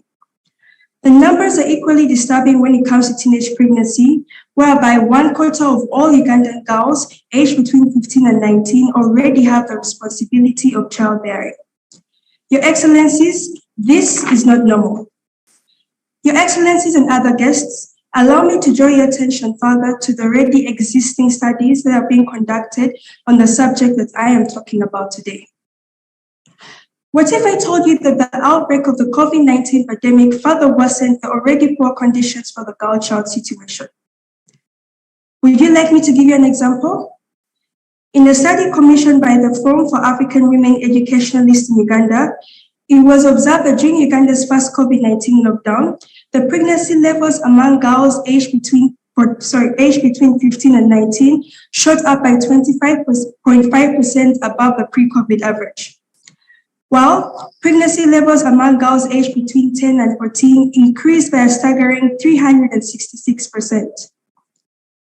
The Center for Adolescent and Reproductive Health in Uganda also reported that each year, 12 million girls are married off before the age of 18. They also reported that 34% of girls in Uganda are married off before their 18th birthday, while 7% are married off before their 15th birthday. In comparison to the boys, 6% of them are married off before their 18th birthday. This is quite alarming, don't you think? As a girl child, I find these reports very disturbing and it raises so many questions, not only for me, but in the communities that most girls dwell in. Data given by what we read in newspapers and magazines or what we watch on the news confirms that we know about the effects of child marriage in our societies and the communities that we live in. It is unfortunate, Your Excellencies, that we have good laws and policies that have not been effectively implemented by those that want to protect us, the girl child, from the dangers that we all know about. Most girls, especially from impoverished families, are left out of school because their families live in a vicious cycle of poverty.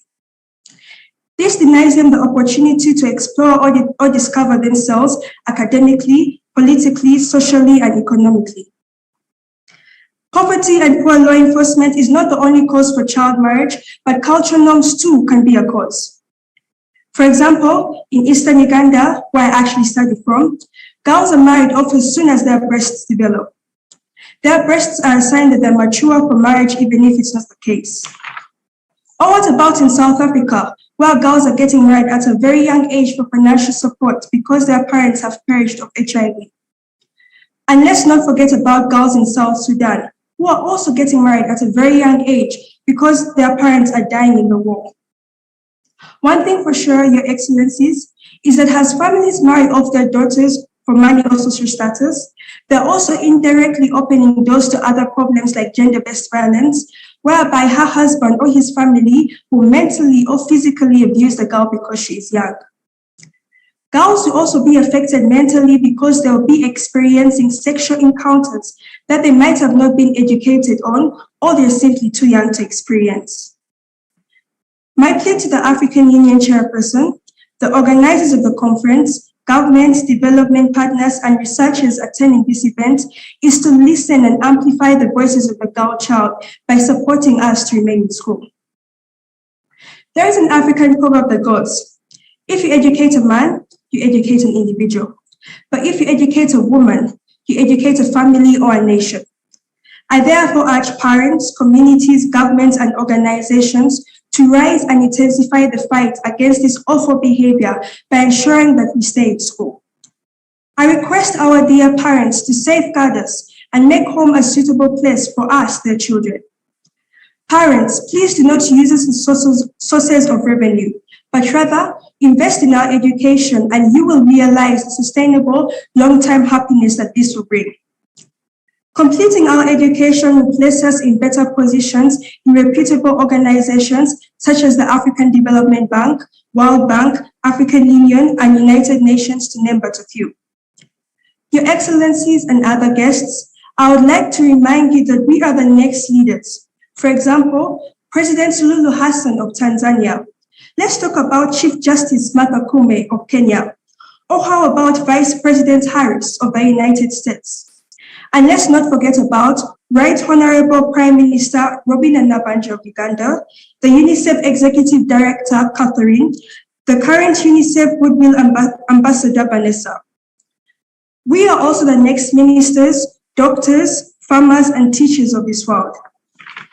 To governments in Africa and at large, it is time for you to implement those existing laws and policies that support both boys and girls' education. To men who want to marry us at a young age, give us space and the chance to study, because your future, stability, and happiness is in our hands. To community, cultural, and religious leaders, please protect and defend us from being sold or exchanged for cheap money by ensuring that we complete our education cycle. To my fellow girls, let us remember that we are the future, and we should guard this jealously by avoiding early marriage and drug abuse. To boys, our fellow brothers, friends, school and classmates, let's focus on the future rather than being parents at a tender age. There is time for everything. As I conclude, allow me once again to express my sincere gratitude to the African Protection and Health Innovation Africa, the African Union leaders, the organizers and sponsors of this event for nominating and allowing me to be a voice for the voiceless girls in Africa. My sincere appreciation to my parents, brothers, sisters, and school for supporting me in my education and also allowing me to be a voice for the girl child in my country, Africa, and the world at large. Above all, I would like to thank God for creating and giving me this opportunity to share my humble ideas and concerns about the plight of the girl child in communities. Let's all remember this. One child, one teacher, one book, and one pen can change the world, by Malala. For God and my country, thank you. Thank you very much. Thank you very much. These are such a wonderful presentation with efficient statistics. Thank you very much. To help Desire in summarizing what we are speaking about in child marriage is Vasti Nkoma from Zambia. Vasti is 11 years old, born in Kabwe General Hospital in 2011. She lives in Lusaka, Zambia, and she goes to school at St. Raphael's Primary School, where she's doing her grade 7th, and she's a child rights activist, and her goal is to stop child marriage. And when she's older, she wants to be a lawyer to fight injustice in Zambia and many other places in Africa, especially with regards to child marriage. Vasti, if you're with us, the stage is yours.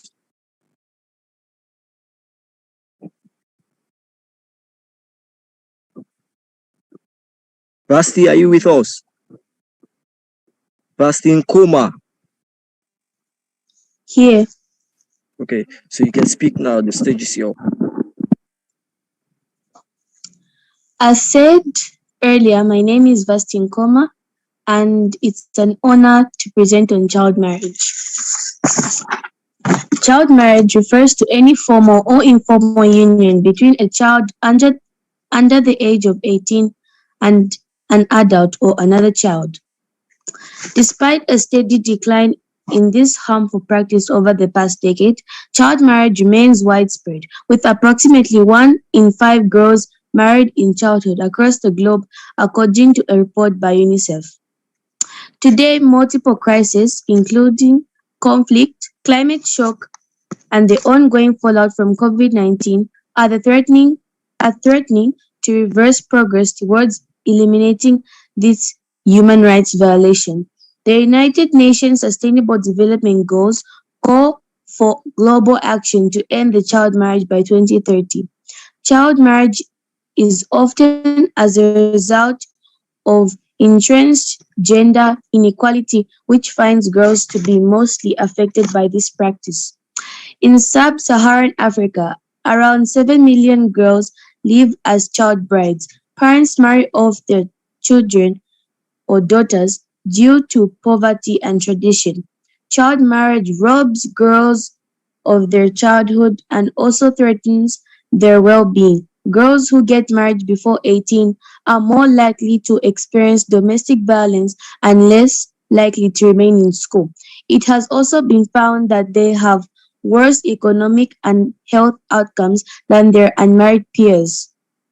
Child brides often become pregnant during adolescence, and which increases the risk of complications during pregnancy and childbirth. This practice also isolates these girls from family and friends, which in turn can affect their mental health.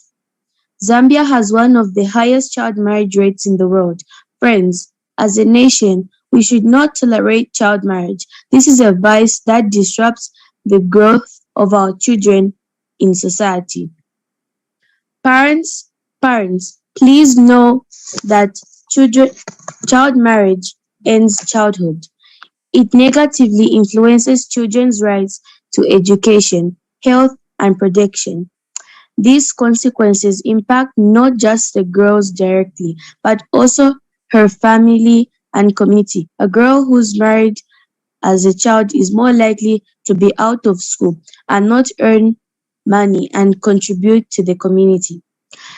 Every child has a right to get proper education. Hence, it is your duty as parents and also as a member of society to make sure that every girl receives proper education by proving and enabling environment equal for all children. Thank you very much.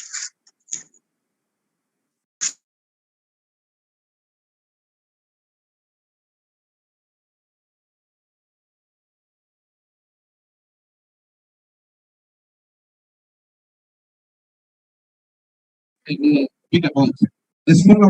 very much, Rusty, for such a wonderful presentation that you've done. Next on the discussion, we are on child marriage, and we have Shekina Banda from Malawi and Susie Thomas who are going to help us to discuss what actions can be taken to end child marriage, otherwise known as the recommendations towards ending child marriage. Shekina Banda is a child advocate from Shakira Banda is a child advocate from Malawi, born on the 4th October 2007, and she's the second born in a family of 4. She's based in the city of Blantyre. Currently, she's writing a GCSE Cambridge examination. She aims to pursue a career in business administration as an upcoming young activist. She has passion in analyzing how child marriage affects girls' mental health. Shekina Banda, we are online out the floor. Good afternoon, ladies and gentlemen, distinguished guests, and my fellow colleagues. As Fude has already said, my name is Shekina Banda, and I'm here to talk about what actions can be undertaken to end child marriage. First of all, I'd like to say raising awareness. Raising awareness among communities about the dangers and harms of child marriage can help stop this practice. We can raise awareness through public campaigns, press conferences, and media engagement. Another action that can be undertaken to end child marriage is strengthening laws. Strengthening the laws and policies that protect girls and boys from child marriage can be an effective way to stop this. The government can pass laws that set a minimum age for marriage. The third action that can be undertaken is addressing poverty. Child marriage is often caused by poverty, so addressing poverty through poverty reduction programs can help reduce the incidence of child marriage. Lastly, empowering girls. If people empower girls and provide girls with education and economic opportunities, it can help reduce the likelihood that girls will be married off at a young age. Girls who are educated and empowered are more likely to resist child marriage. As I conclude, I'd like to thank you all for your attention, and let me also extend my sincere appreciation to the African Union for putting forward this platform. I am very honored to be a part of it. Thank you once again, and over to you, Fude, as you can continue moderating. Thank you.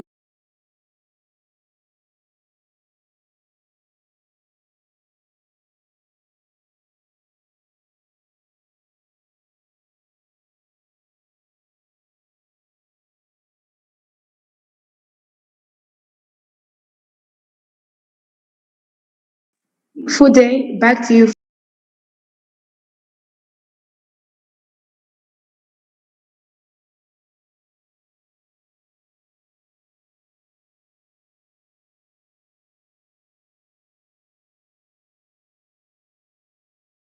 Fude, are you there?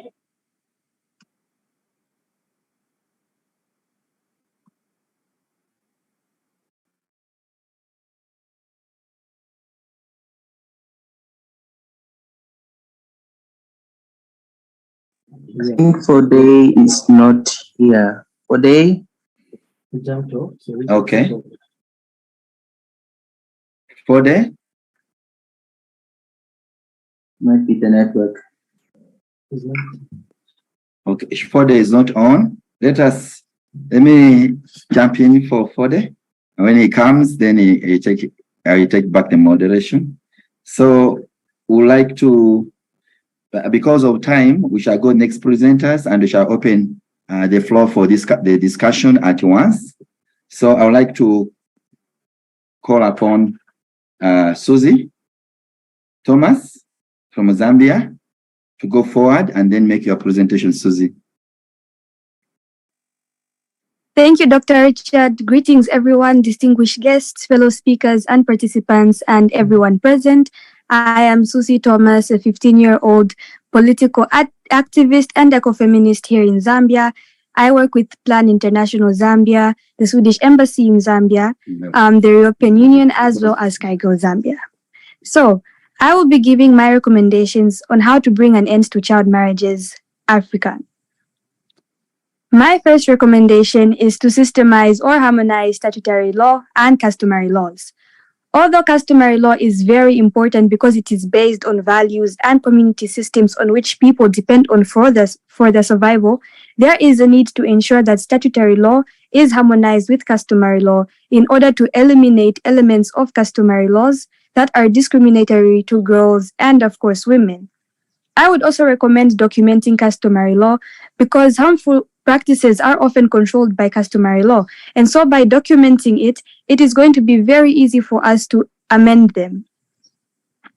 My second point is to keep adolescent girls in school. There is a global evidence suggesting that keeping girls in school reduces child marriages. The government and its stakeholders should explore various methods of keeping girls in school. This should include reducing teenage pregnancy by ensuring that comprehensive sexuality, education, and linkages to quality reproductive health services are available and accessible to adolescent girls. Of course, creating incentives to keep girls in school, especially those from not well-to-do families. Also, creating a conducive school environment for girls, ensuring effective menstrual sanitation facilities, privacy, and a bully-free surrounding. My last point is generating evidence for decision-making. There is a need to ensure that programs aimed at reducing child marriages are based on evidence. Government and its partners should ensure that there is a sustained research for generating, analyzing, and using disaggregated data to guide decision-making policies and programs aimed at ending child marriages in Zambia, Africa, and the world at large. Thank you everyone for listening. It truly is an honor to share my views and opinions on how we can bring an end to child marriages in Zambia, Africa, and the world at large. Thank you.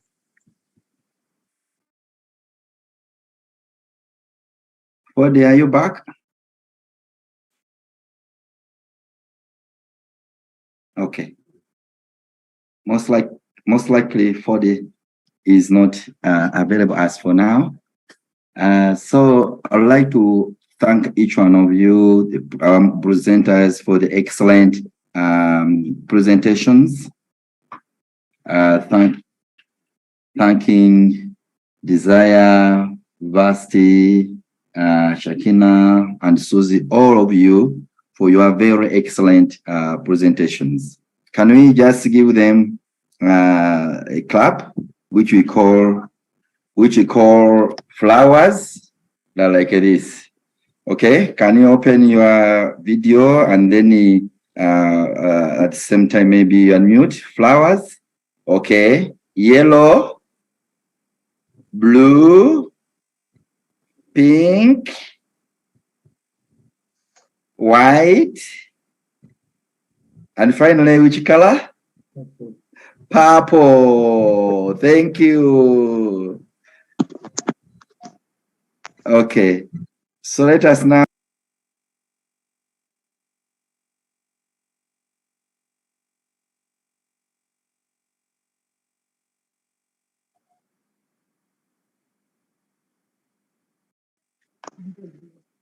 Dr. Richard, sorry, we cannot hear you. Please. Can't hear you, Dr. I'm Richard. sorry.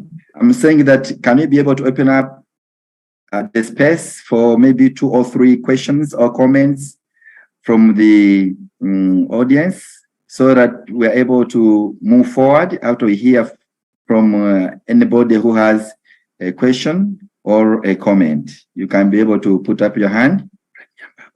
You can be able to put up your hand, and then you have only 1 minute because we want to move forward. Yes, Vasti? Vasti, go ahead. Okay. Okay, we cannot hear. Vasti, are you muted? Unmute yourself, or it was an audio hand? Okay. Any other? Also, if you have a question, you can put it in the chat box or question and answer. We shall get that question there also. Okay, Vasti, go ahead. I liked everyone's presentation. Good job, everyone. I would like to thank you for the opportunity for letting me present. Thank you, everyone. Thank you. So can we get from the questions from the attendees?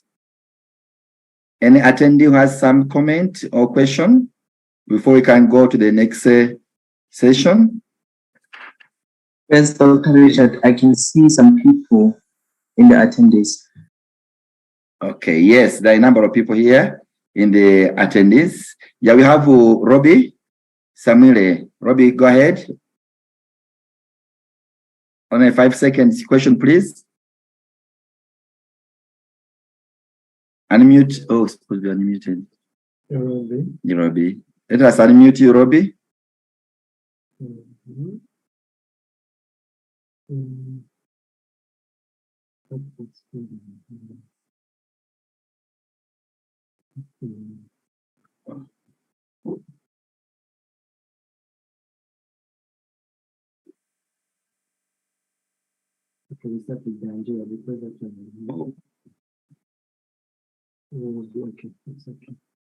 Okay, so Robbie, you are trying to unmute you. Go ahead, please. Robbie, now go ahead. Robbie, you are unmuted, you can talk.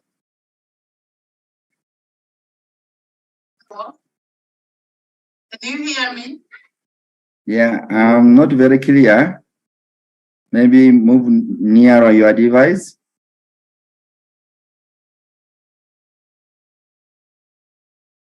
Okay.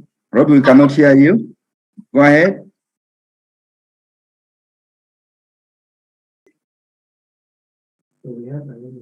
Okay. Hello.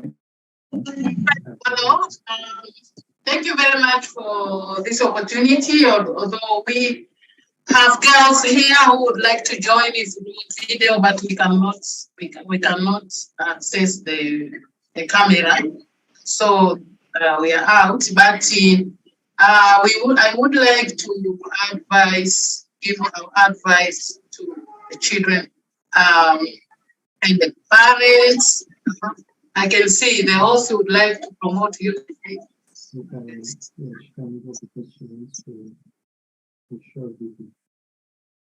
can share video now.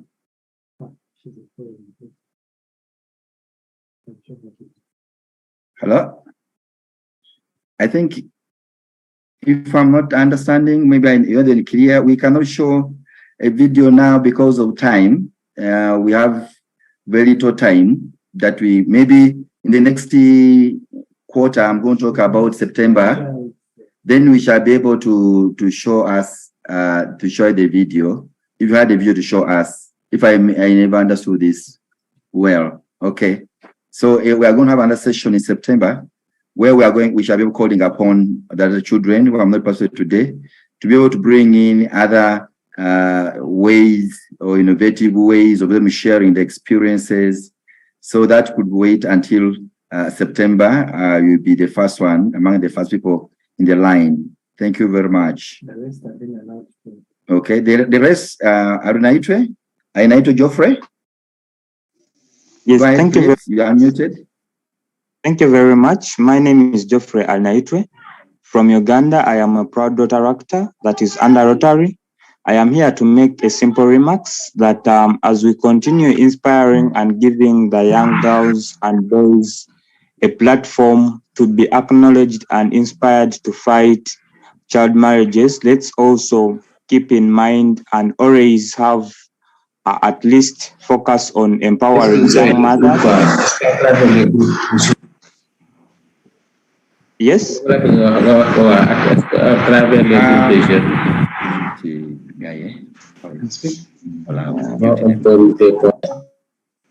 ahead, please. Can I go on? Yes, please. Yes, I continue to call for some attention towards also empowering and equipping of young mothers and women who give birth to these children, both boys and girls, because if they are not empowered, they continue to give away their children in terms of ignorance, war, and inadequate necessities, so that that can enable them give proper life to their children. Thank you very much. Absolutely. Thank you very much for that. Then we have Falau Guy.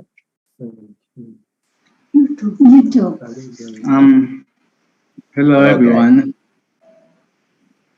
Hello everyone. Proceed. Hello everyone.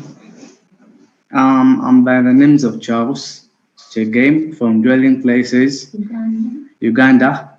And I just have a simple question. We had an outbreak of COVID-19 in 2019. Yeah. My question was that what can children do who have nowhere to seek from help? There's no police in the village. Do like to stop child marriage in case one is going to be married? What can we do for that child? That's my question. Thank you.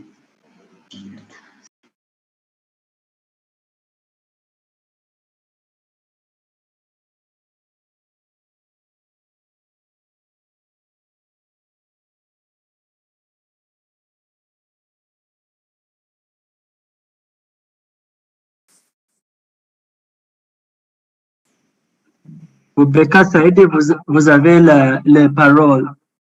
Merci, présentateur. Tout d'abord, je vous remercie de m'avoir donné la parole. Pour me présenter, moi, c'est Boubacar Seydi. Je ne sais pas si vous m'entendez ou pas. C'est Boubacar Seydi. Je suis un jeune Sénégalais âgé de 19 ans. Je suis étudiant à l'université Cheikh Anta Diop de Dakar. Donc, je voudrais faire une petite intervention concernant le débat du jour, à savoir les mariages précoces et les mutilations génitales féminines. Pour dire vrai, aussi au Sénégal, c'est un très grand problème. Ah oui, car dans notre société, plus précisément à Ziguinchor, une région du Sénégal, nous avons eu à mettre en place un conseil communal des enfants qui lutte contre ces pratiques néfastes. Donc, depuis lors, nous avons eu à avoir beaucoup de changements dans notre société. Donc, bon. Mais malgré ces changements, le problème est toujours là et que nous souhaitons vraiment éradiquer ce problème ici au Sénégal. C'était juste ma proposition. Donc, je vous remercie tous de m'avoir donné la parole. Merci.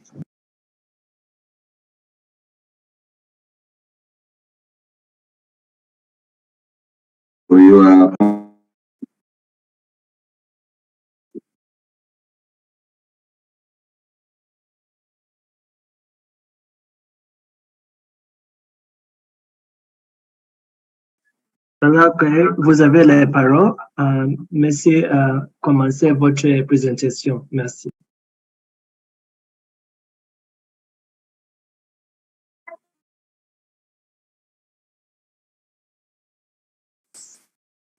Alors, est-ce que vous entendez?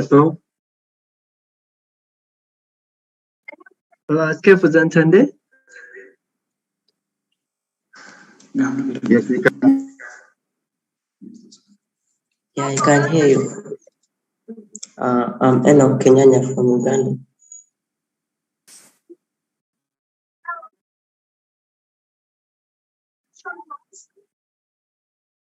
Some agency in many places are conducting harmful practices, according to expression and marriage. But also there are organizations and expressions that support human rights. For example, when we come in Tanzania, we are taking example for girls and women in Tanzania. They keep girls for a while so that to help in safe houses, so that to help them they do not be cut. Now, under some circumstances, these organizations fund all money, which will help these girls maybe to continue their education or to do their daily activities, getting their basic needs. How can you help these organizations which are helping people with special needs so that they continue to support people who has problems?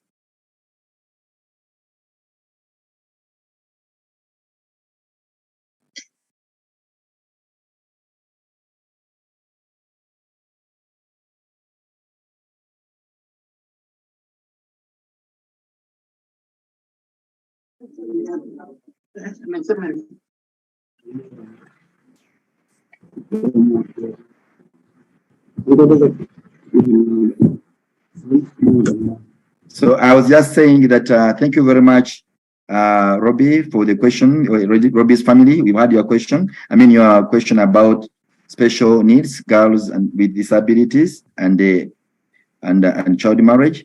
And I was requesting somebody from UNICEF to be able, if Rahel or the rep is still there, Dr. Gad is still there, to be able to help us to answer the question on the disability and the responses around disability. Rahel, can you go ahead?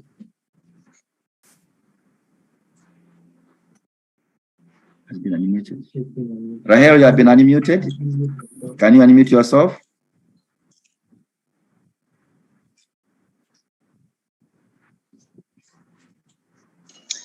Hello, hello, Dr. Richard. Yes. Yeah. Okay. My connection had dropped off for a minute, but the question on disability, can you just tell me what it was about? Because I missed it because my connection had dropped. Was it? Can you just briefly tell me, and then I can give a response. Yeah, he's saying which strategies are in place that can support girls with the disabilities, strategies supporting girls with disabilities, who in most cases also affected by child marriage. I think that's something. Okay. Okay, thank you so much. Like I said, my name is Nena. I work with the AU Department of Health, Humanitarian Affairs, and Social Development. So at the level of the AU, we have different we have a strategy. One is can you all hear me, please? We have a disability protocol, which we have. It's not. It's being run by my colleague, Mr. Lefoko Bisaman. And please, can we mute? Can we mute so that there's no background noise? Okay, so now we have a disability protocol, which is run in the same units that we deal with children. It is run by my colleague, Mr. Lefoko Kasamang, who could not be here today due to other commitments. But that disability protocol is something which we bring to member states to adopt and align to their own disability and national programs on disability. And it caters for all children with disabilities that are affected by violence, and it's about protecting their rights, protecting, because they have special needs. No matter the disability, they have special needs. So it is important that governments, it is important that member states and governments take into account that children with disabilities need particular interventions that are necessary. So this is something which we are doing at the level of the AU. I'm sorry, there's background noise, but I hope you can still hear me. Now, in terms of our strategy on ending child marriage takes into account inclusivity and takes into account girls and young women, also boys, but particularly girls and young women that are dealing, that also have disabilities.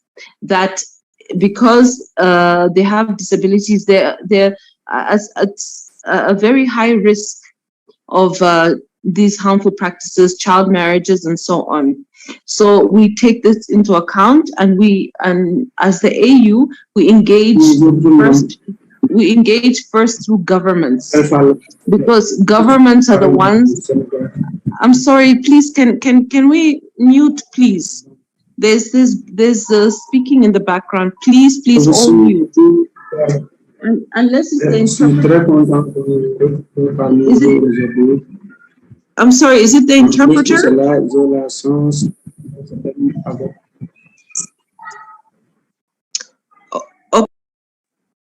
Okay, so I hope you can hear me. So now we have our strategy on ending child marriage. I talked about the disability protocol. Now we also have the strategy on ending child marriage. One of our key priority areas is on inclusivity of children with disabilities, particularly girls and young women. And at the AU, our entry point is with governments. Governments, because they're the ones who create the legislation, they're the ones who create the laws, and they engage at national level with, programmatically with other stakeholders, with local CSOs, with communities, with traditional leaders, and with, of course, partners, development partners, donors, and so on. So at the level of the AU, we work with member states to ensure that whatever national strategies they have on violence against children, such as ending child marriage, which is a violence against a child, is including children with disabilities who are at a very higher risk of being abused and taken advantage of. And like I said, we also have the disability protocol. Yeah, so we work with governments in that way. So over to you, Dr. Richard. Thank you very much, Madam Nena. So because this is our first conversation, I would request that we are keeping these questions for the next event, which most likely will take place in September, when of course we're going to be holding these events in a quarterly manner. So therefore, questions that have been asked now, please because of the time that we have, we're supposed to end at 4:30 and have only 10 minutes to go. So we would like to hold those questions and they shall be able to answer them during our next session. We'll have a long question and answer session. But thank you very much, Nena, for the answer that you have been able to provide for us. So in the interest of time, I'm going to call upon David Monavisi to be able to continue with the next session. David, you are most welcome.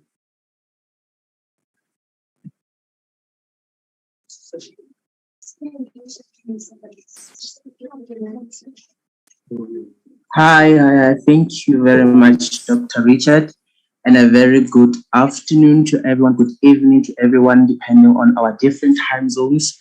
It was a wonderful session from session one, up until this one, and thank you very much, presenters, for the work that you did, and we love the presentations that, I'm sorry, let me turn my video on.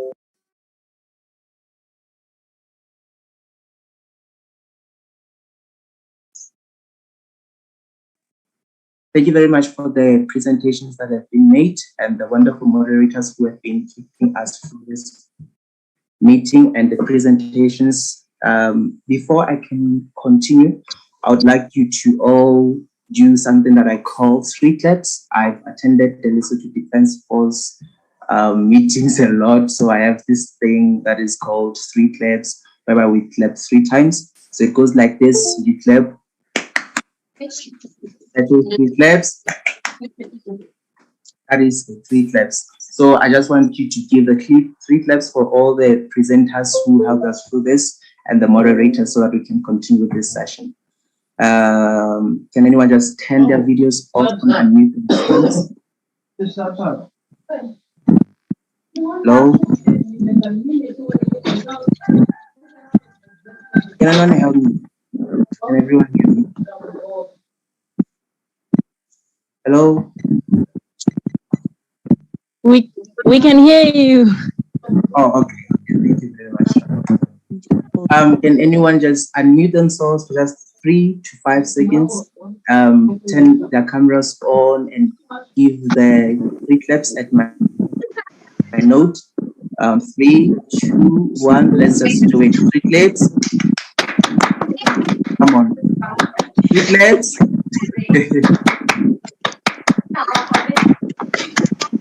It's like this. Okay, thank you very much. You can mute yourself, you can turn your cameras off so we can continue this session.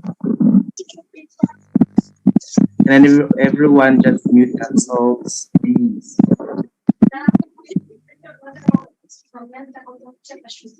Can anyone mute them? Can everyone mute themselves, please? Please. Okay. My name is Monavisi David Teki, and I am from Lesotho. I am a youth and child advocate in Lesotho. I have an organization which I have initiated in Lesotho, which is called LIDO. This organization is advocating for youth and children's rights in Lesotho and Africa, and the integration of their parliaments in the country and in the continent. And it's wonderful to be here, everyone. I'm from the Kingdom of Lesotho, as I said, which is otherwise known as a kingdom in the sky. Thank you very much for the presentations. And what triggered me is the Soweto uprising, which our first presenter talked about, this Unaludo. Like the Soweto uprising, what I've noticed the change is that it was on the 16th June 1976, and 16th June is the Day of the African Child. So I'm just saying that was the day the African children tried to say it is enough with everything. So now this session will be talking about ending female genital mutilation, which is FGM. So if everyone has been trying to think about what are the processes that we can do to end female genital mutilation, what can we do, how can we end this? If you've been asking yourself that question, you can just buckle up because we have a presenter who's going to take us through that. Her name is Elian Cliston Kitai from Kenya. Elian is the founder of Children with Nature. She is 13 years old. She's the Africa's youngest climate finance and biodiversity champion. Eliane is known for working at the grassroots with children in Africa to mitigate drought caused by climate change by planting hundreds of trees. And she started at 4 years old of age, just at 4 years of age. She was inspired by the Nobel laureate Professor Wangari Maathai. Her personal count stands at 1.3 million trees planted. And she says, after realizing that our efforts in tree planting and children have been picketing all over the world were having a minimum impact, she pivoted her focus to climate finance and influencing lawmakers, influencing policymakers, and the private sector. So without further ado, Sesotho says, in English, it says the news are best presented when they come from the owner of the news. So I would give this stage to Eliane to carry on with her presentation. Thank you very much, David. I really appreciate the introduction. It's an amazing introduction about me. I've never really had such a nice one about me from a child. So I have just a question. Are you guys gonna share my screen, or am I gonna share my personal screen? Oh, I've been trying to share the screen, but I cannot share the screen because there is someone already sharing a screen. Can the host please allow me to share Eliane's screen of this presentation?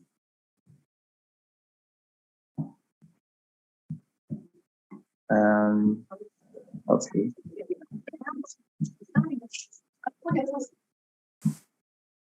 Also, the person, okay, there's someone in the meeting who hasn't switched off the mic. So if the person who hasn't switched off the mic, other than me, can you please switch off your mic?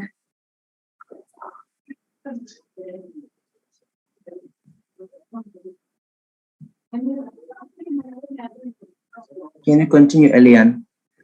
And someone please. Okay, fine. Please mute yourself so that Eliane can be audible. Okay.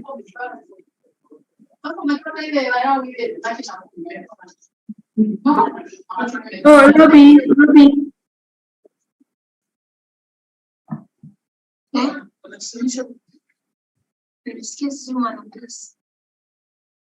Robbie, can you please mute your mic?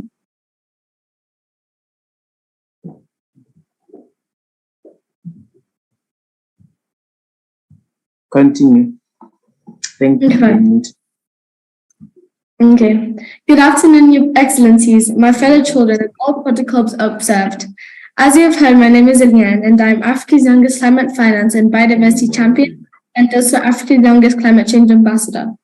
I am truly excited to be a part of this historic event. I want to congratulate all the amazing presenters and speakers who came before me and tackled such a strong topic with beautiful contributions. My presentation today is titled FGM in Africa, the Human Rights Perspective and Implications for Education. I'm going to start with an introduction about FGM and its root cause and its link to climate change.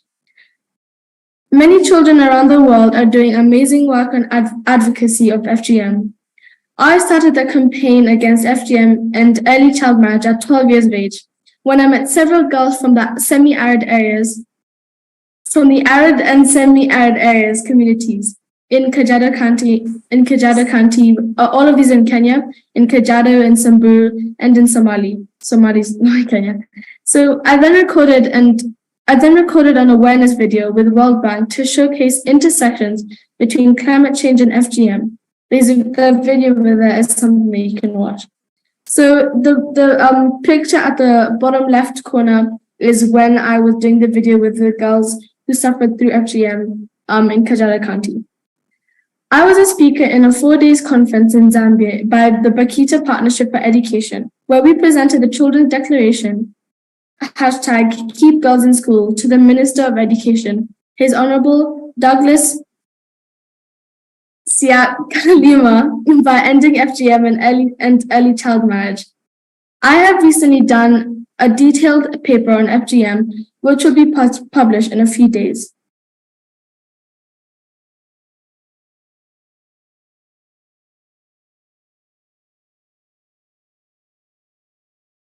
The shocking reality and statistics about FGM. So what this pictures up there are basically the types of FGM. So type 1 is the just like smaller version, but type 3 and type 4 are the worst versions, which is what we need to stop. We can't just have type 3 and type 4 gone away, but we have to have all of them gone away.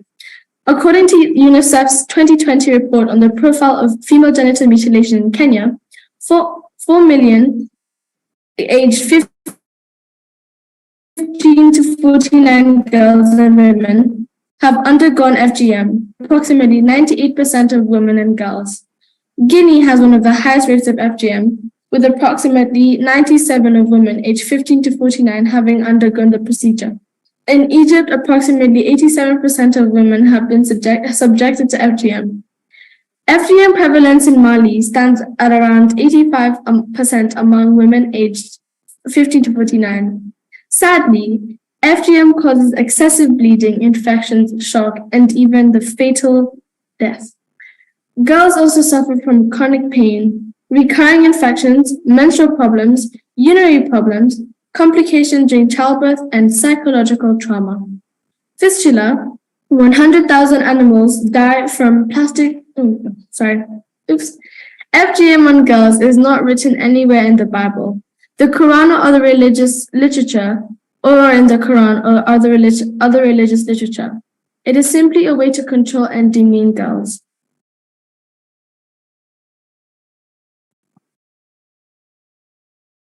Eliane, I think I lost you. Are you still here? Yes, I am.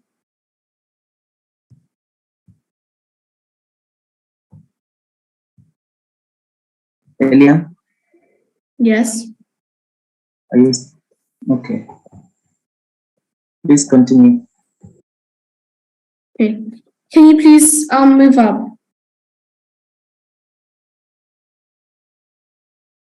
Thank you. The implications of FGM for girl education in Africa and the links between FGM and climate change. Let me start with a quote that I made. The link between climate change and FGM is as clear as snow. When climate change happens, drought happens, and cattle die. The community looks for a young girl to sell off to replace the cattle. Before marriage, she goes through the very dreadful cut and circumcision. Then she gets married off to an old man. Every girl deserves a fair chance at life. The number one implication for FGM and for girl education in Africa is the distribution of education. FGM is often carried out as a rite of passage. Girls are then withdrawn from school. Number 2 is early child marriage. This is one of the saddest implications of FGM. Number 3 is health-related absences. FGM can result in immediate and long-term health complications. Number 4 is creatable platforms like this one by African Union globally for children and youth. Number 5 is psychological and emotional impact. Psychological trauma, emotional distress, anxiety, depression, and post-traumatic stress is one of the big things that we need to end that FGM causes. And number 6 is gender inequality and discrimination. FGM is rooted in deep-seated gender inequality and harmful practical norms, reinforcing power imbalances. Next slide, please. The solutions to end FGM. In Kenya, the arid and semi-arid lands regions has endured 3 severe droughts in the last decade. The number one solution to end FGM is land restoration and planting trees. This will change the landscape for livestock and attract rain. Number 2 is pray, pray, pray. We all need to pray in all of our religions and with all of our gods because girls deserve the right to education and girls deserve the right to be happy. Number 3 is legal frameworks, enacting and enforcing legislation criminalizing FGM and providing protection for girls and women. Education and awareness campaigns on negative consequences of FGM. And number 5 is community engagement of community leaders, religious leaders, and traditional practitioners in dialogue and education. And number 6 is education, simply to keep the girls in school. And number 7 is we need to refuse FGM. I'm also going to do, just at the top of the slide, there were some quotes that I missed out. So those are the quotes about FGM, all the way at the top.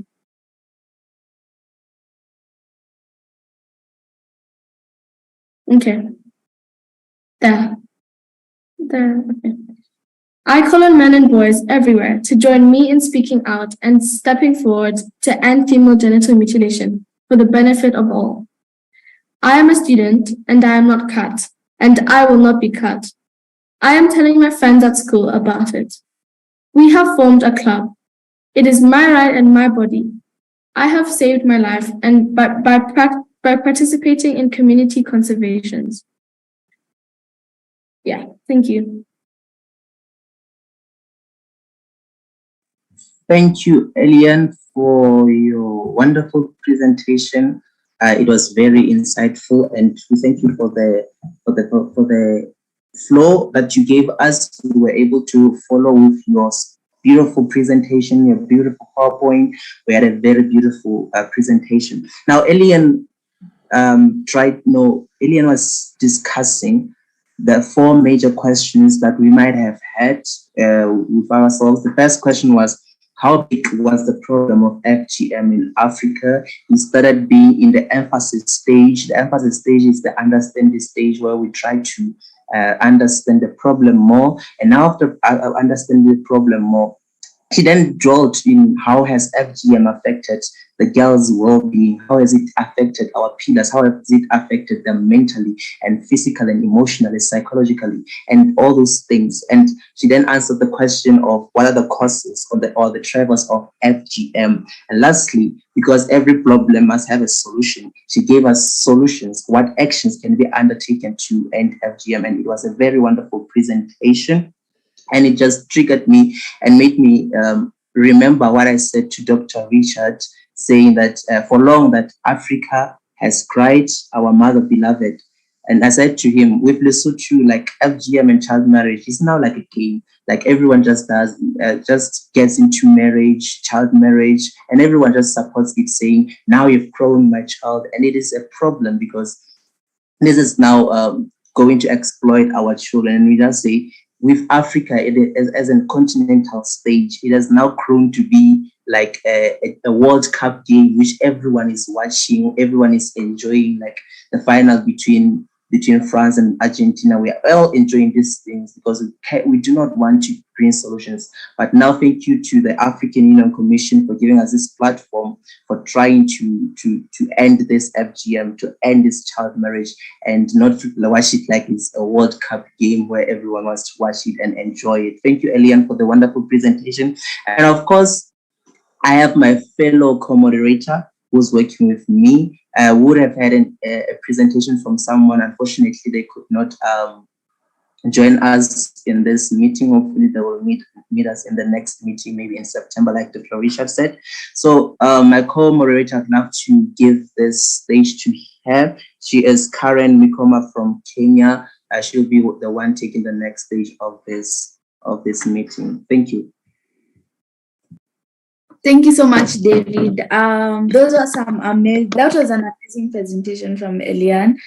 I had also done some research on FGM myself. I learned that there are 4 major types. Clitoridectomy, I forgot, Leah. But that was an amazing presentation. Now I would like to open a forum where you guys can ask questions and we can pass them on to our presenter so that she can answer. So just drop your questions in the Q&A box so that we may be able to give her.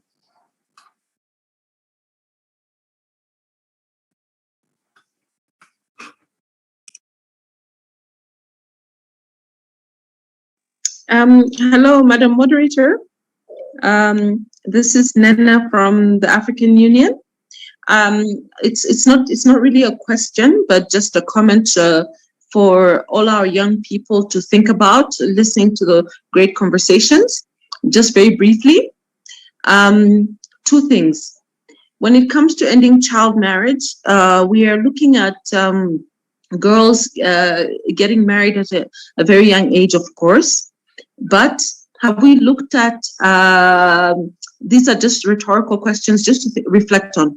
Have we looked, and this is research that we've done when we visited different countries in Africa, young teenagers marrying teenagers, maybe because of teen pregnancy, or maybe because in some cases they're in love, but the society does not allow them to date or be together. So they decide to run away without knowledge of their families, and they decide to get married.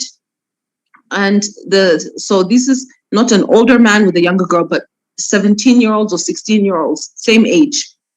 And then the second one is on FGM. I don't know if my colleague Robert Kasanene is still on, but FGM is now being medicalized in a number of countries, including Egypt, where it's being done by doctors when the baby girl is born, not when she's older. As a baby, she's being cut in a hospital and being sewed up. So giving the impression that it's a safer form of doing FGM, but it will affect their lives. So I want us, also the young people, to reflect on that.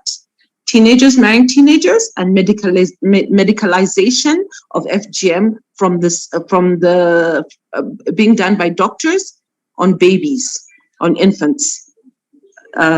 Thank you, Madam Moderator, for giving me that chance to just bring that out.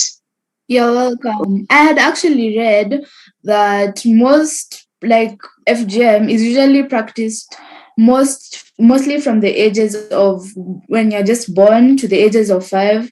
Like in your resources, you have found that it is practiced from when you are born to the age of 5. In other, before, they used to be practiced from the age of 10 to 19. But in newer resources, I found that the FGM is practiced on smaller girls before they turn the age of 6. So that's an amazing question or a remark. Who else has a question?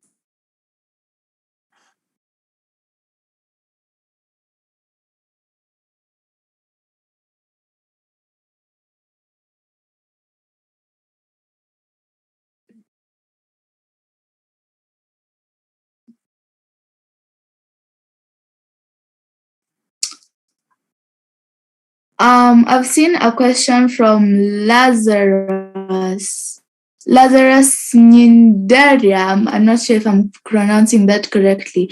He's asking what measures the government in Angola is putting in place to end FGM. I'm not so sure about that. So I can pass that question on to Elian. Excuse me? It's supposed to be pronounced as Nurenda. Yes, thank you. And can you repeat the question? Lazarus Nurenda is asking what measures is the government in Angola putting in place to end FGM? Okay, well, personally, I know the government in Kenya has already banned FGM, which is why FGM now is kind of going down a bit. But about Angola, I haven't really heard much about FGM happening in Angola. But what I can say is the government in Kenya, or the government in places that I know they've banned FGM, is that it's come to a point where some people who go through FGM can't even go to hospital, because if the people that took the girl through FGM, if they take her to hospital, they will get arrested. So what I can say is, with Angola, I'm not really sure, but I'm definitely going to do some research about that. But what I can say is Kenya, it's so strict that you can't even take a girl to hospital, but that's very bad. So FGM should just be stopped because everyone has a right to healthcare. So yeah, thank you. I hope you found the answer to your question, but I'm not seeing any other questions. So I would like to pass on the mic to my fellow moderator, Kayanet, to take us to the next session.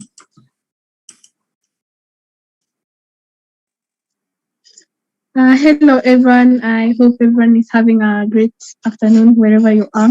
My name is Kayanet Chelagat. I'm 16 years and I'm from Kenya. So the guest I'm about to bring in is Narindo Matikanya. She is a 16-year-old Tanzanian advocate for girls' education as well as female and youth empowerment. She is also the author of Her Is My Name, a book that centers around the stories of 10 resilient women and a Yale young African scholar. She prides herself on her passion and devotion to empowering Tanzanian girls in her community and globally through the power of education.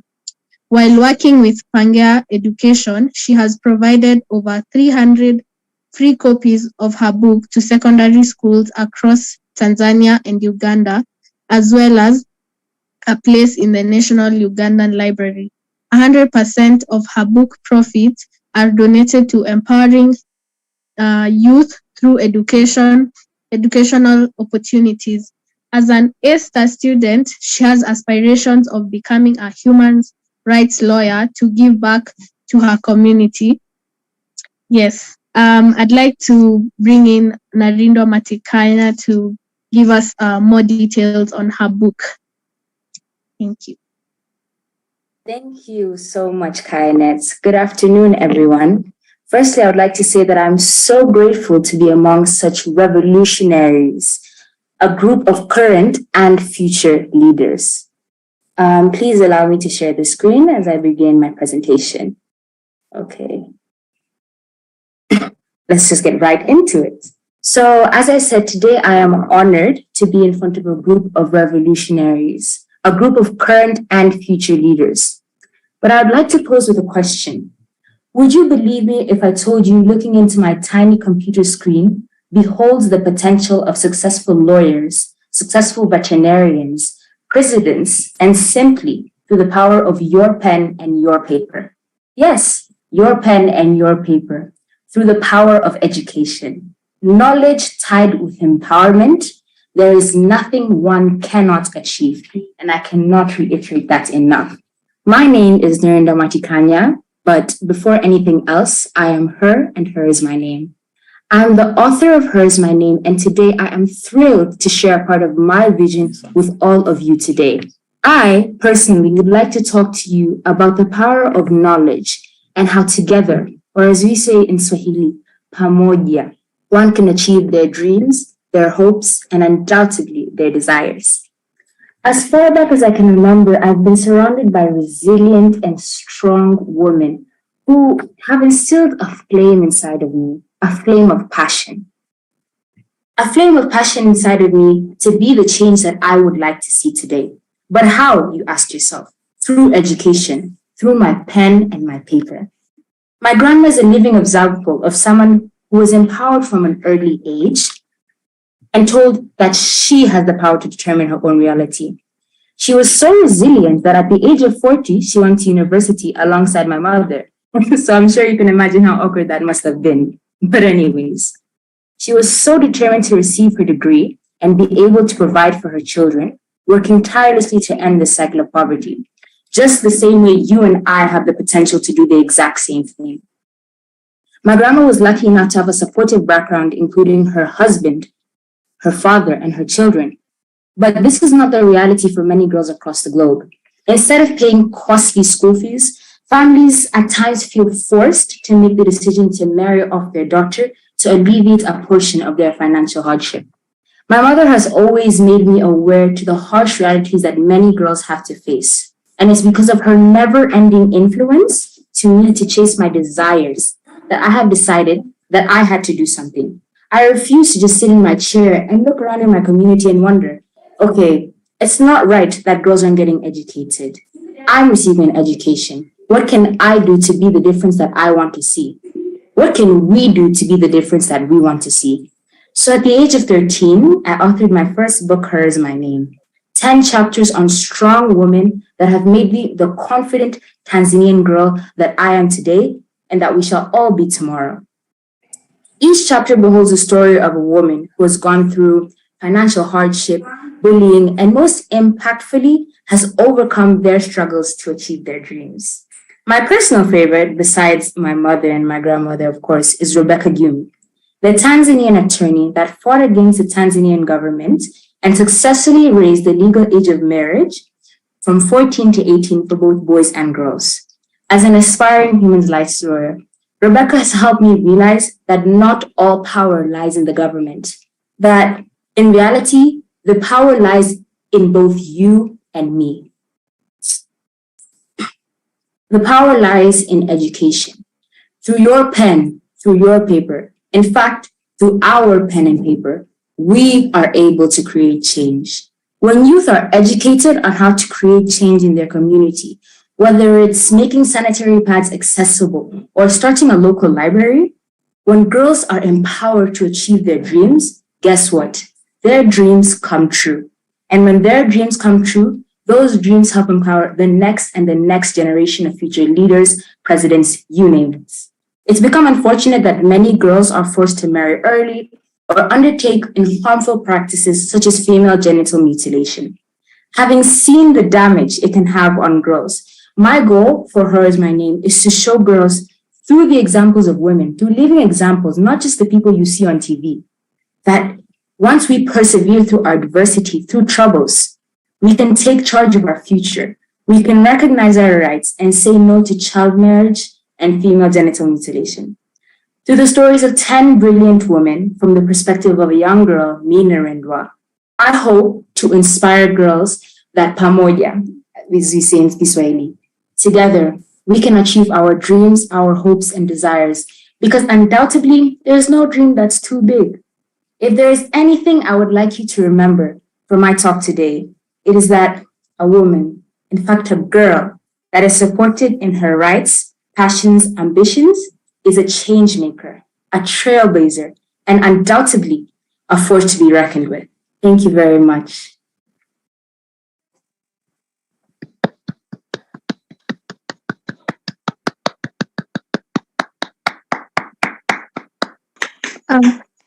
Thank you very much, Narindwa. That was very powerful. I feel very connected to what you just said. I, being a girl and being passionate in working with other girls, I believe that through you and I, we can do this. Thank you very much. You can contact her through her email, which is narimatikanya@gmail.com. I'll put that in the question in the chat bar. Yes. So I'd like to open the discussion to anyone who is willing to comment or ask questions about Her Is My Name.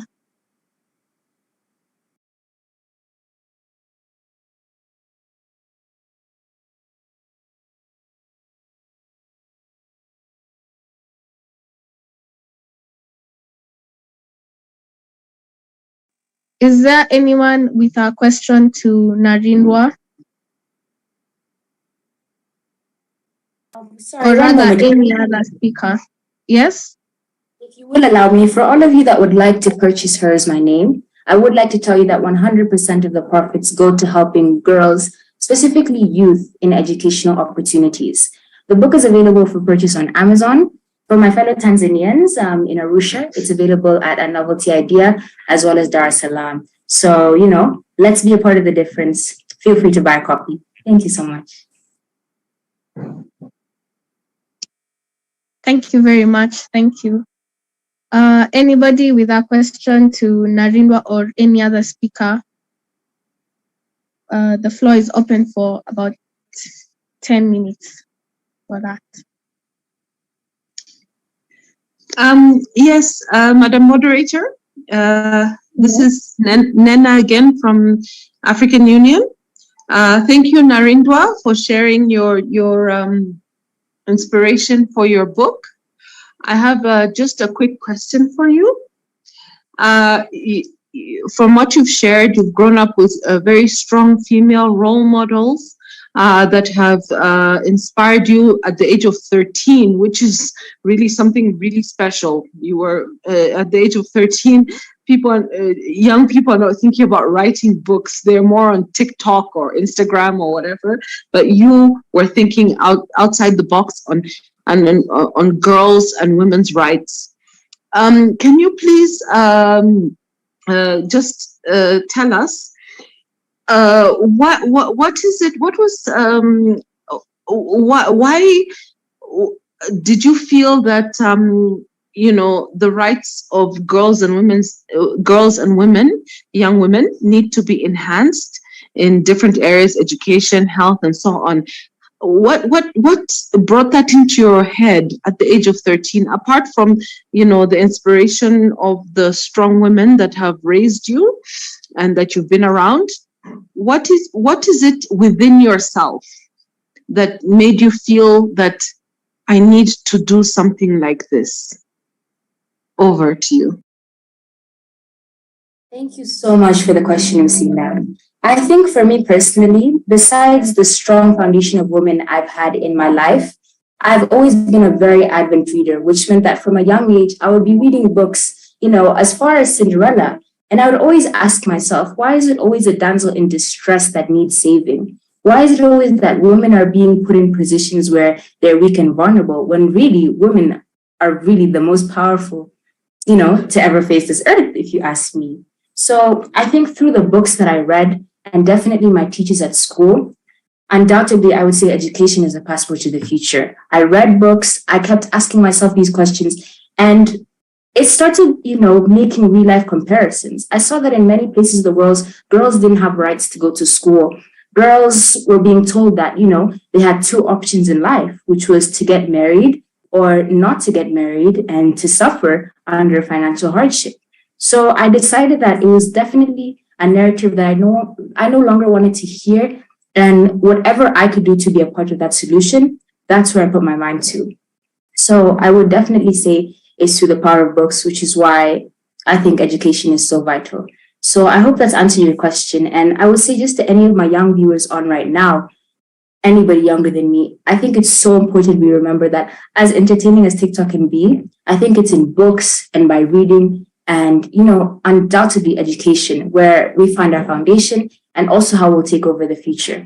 Especially having a female president, of my country, she's an astonishing example to me every day on the importance of staying educated. Thank you.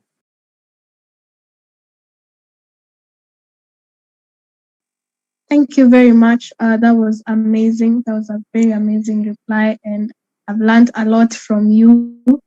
Yes. Is there any other question before I take the next session, before I pass it to my next moderator, Brian King? Kenneth, how are you? I think I'm fine. there are 4 questions or 4 people who raised their hands from the list of attendees.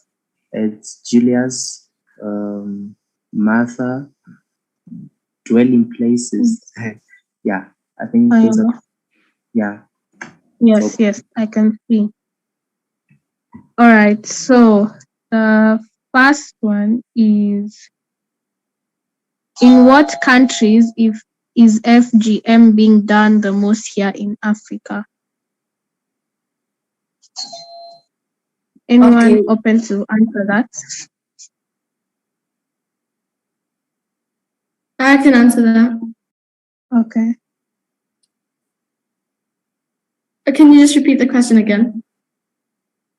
In what countries is FGM being done the most in Africa?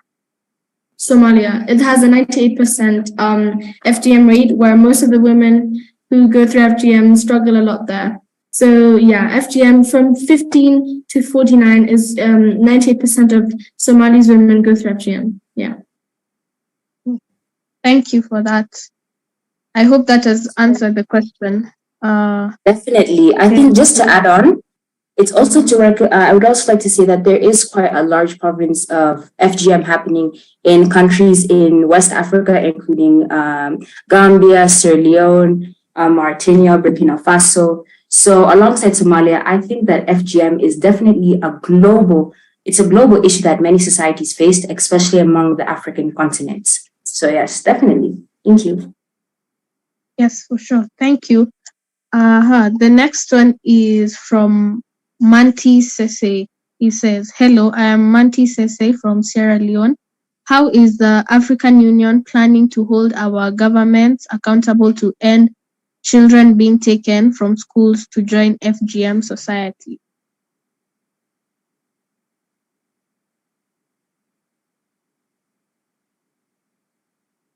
Maybe one of the AU representatives can help us answer that. Thank you so much for that question. Robert, are you online? My colleague Robert Kasanene, he's the focal person on FGM. Are you online?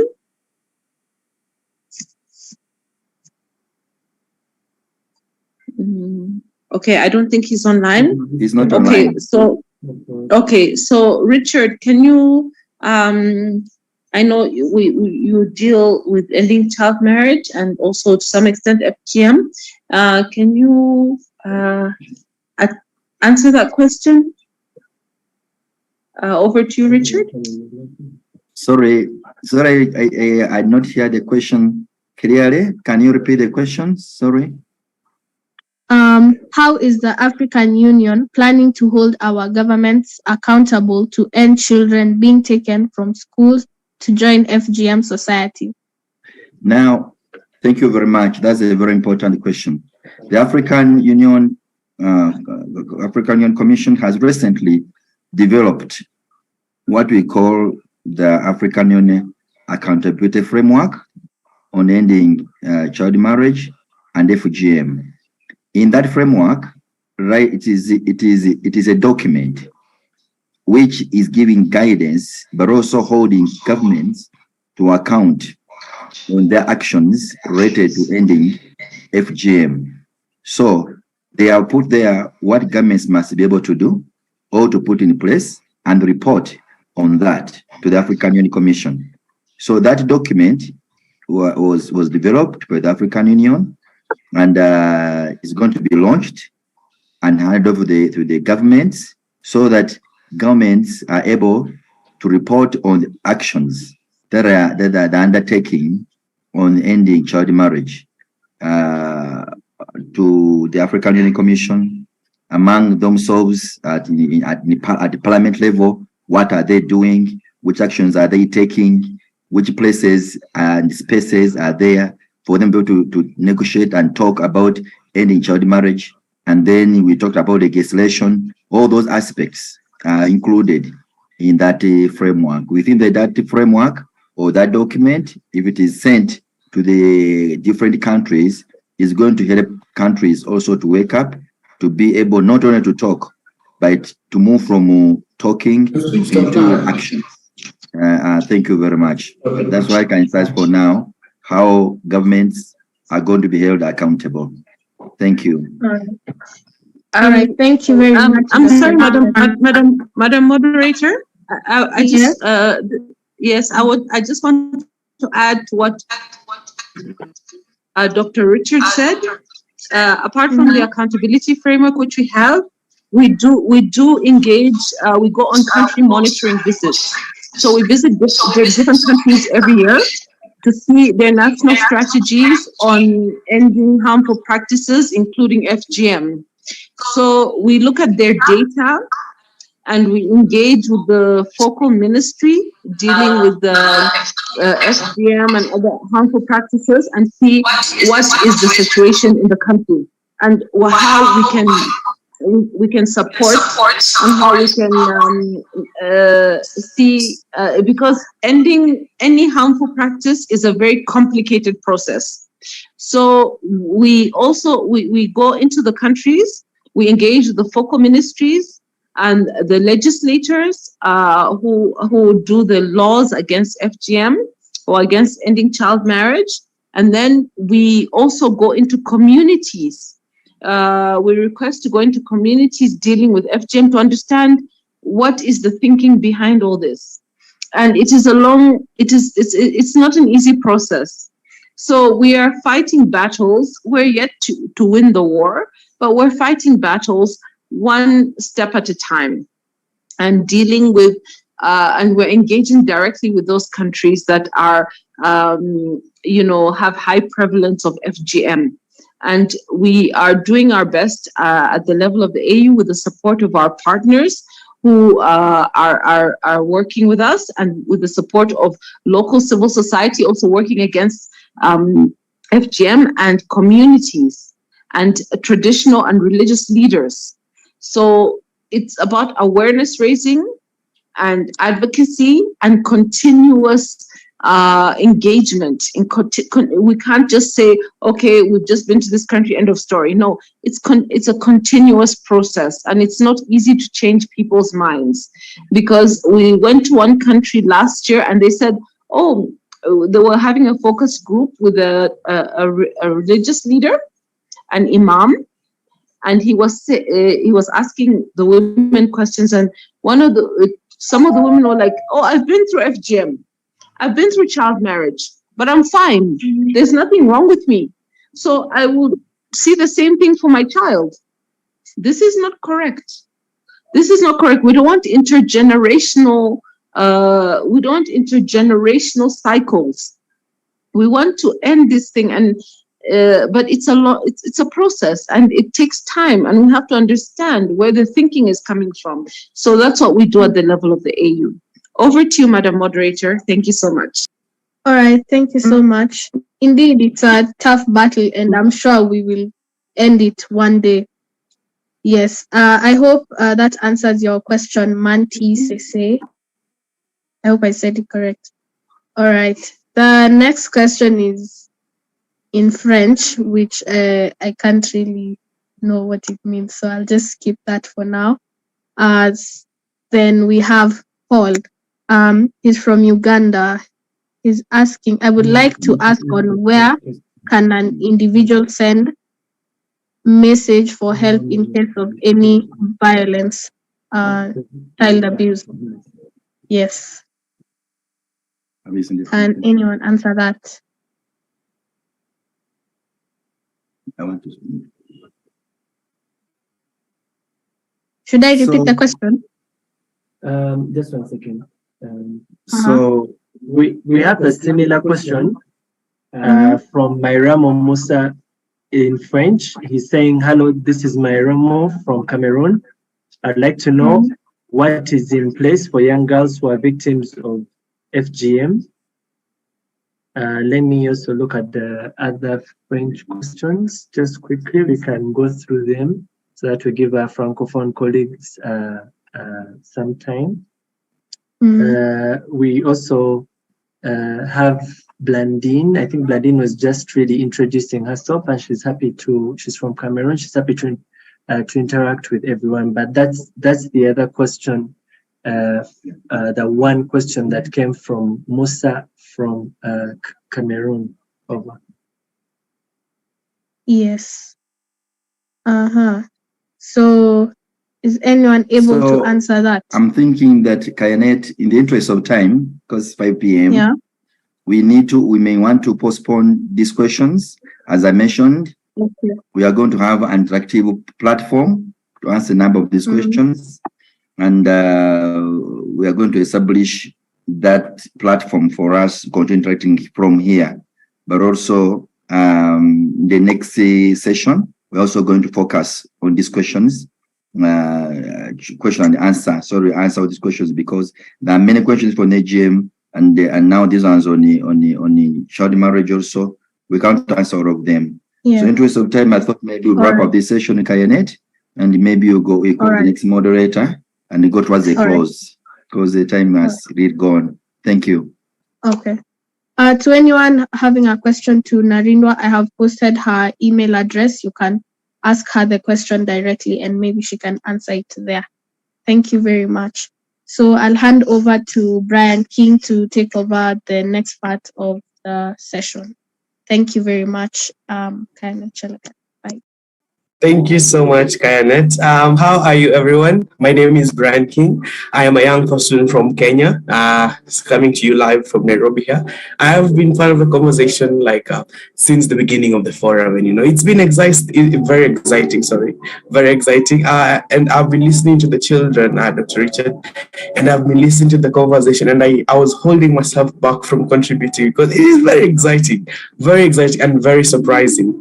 But I will not say it was surprising to hear the kids more. I was surprised that Africa, for some reason, has been able to, or has been wanting to, keep the children silent. It's surprising when you get to hear how inspiring these children are. But I am glad that we have the first ever AU Child Participation Forum on ending child marriage and FGM and all other harmful cultural practices in themselves. So hi guys again. I am glad to be here. I would like to ask all of you guys, I know we were told because of time we won't be able to answer all of your questions, but I will encourage you to like just open the Q&A session right now. Type out a question, anything you want to ask, whatever, to whoever. You just type a question, and I'm pretty sure if we get just a snippet of time a bit later, we'll be able to answer you. But yes, also congratulations to all the moderators. You have done amazing. All the children who have presented, moderated, just been part of the summit, and even you, my dear listener, thank you for joining us and thank you for being with us. So the next session, the current session that is, I'm actually moderating now. As I said, my name is Brian King. I'm standing in for a nice young gentleman who couldn't be able to join us today, but I hope I'll be able to do a job as great as he would. So the current session right now is the next steps on maintaining the platform, this platform, the AU platform. I mean, we've had different things since like we joined in. Just in case you joined a bit late, there was a session, the first session on ending child marriage. We went onto an open discussion. We had a discussion on ending female genital mutilation. And then we had again another open discussion. And then the session just before this was on empowering girls through knowledge. We heard about an amazing writer called Narindo from Tanzania. Her book is called Her Is My Name, and I want to introduce you guys to a concept in case you've never heard it. Narindo, you told us Her Is My Name, and you believe that women are the most powerful, some of the most powerful people that have existed, and I agree with you. But like for us to end all harmful cultural practices, we have to work together. Women, men, girls, boys, just humans of all ages together so that we can end these harmful cultural practices.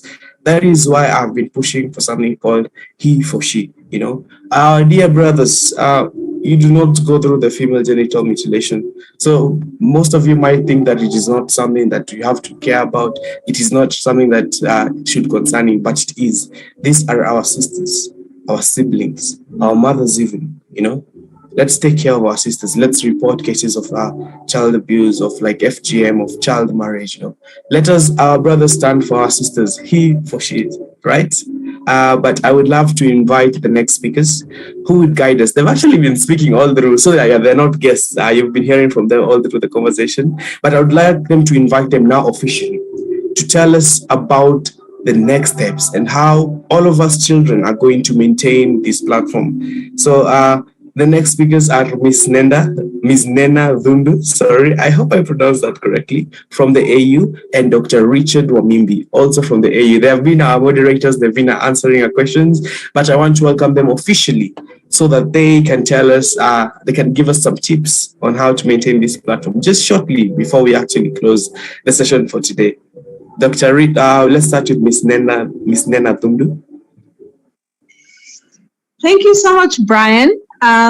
Yeah, you pronounce it well. It's the H is silent. It's Tundu, not Thundu. It's Tundu, but you pronounce it pretty well. Thank you so much, Brian. So let me put on my video so that we can see. I hope you can see my face. Yeah. Yes, we can. Okay.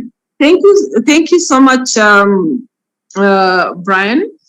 And thank you for, now that you've seen my face, for network issues, I will switch off the video. So in the next steps in our, in how we will proceed.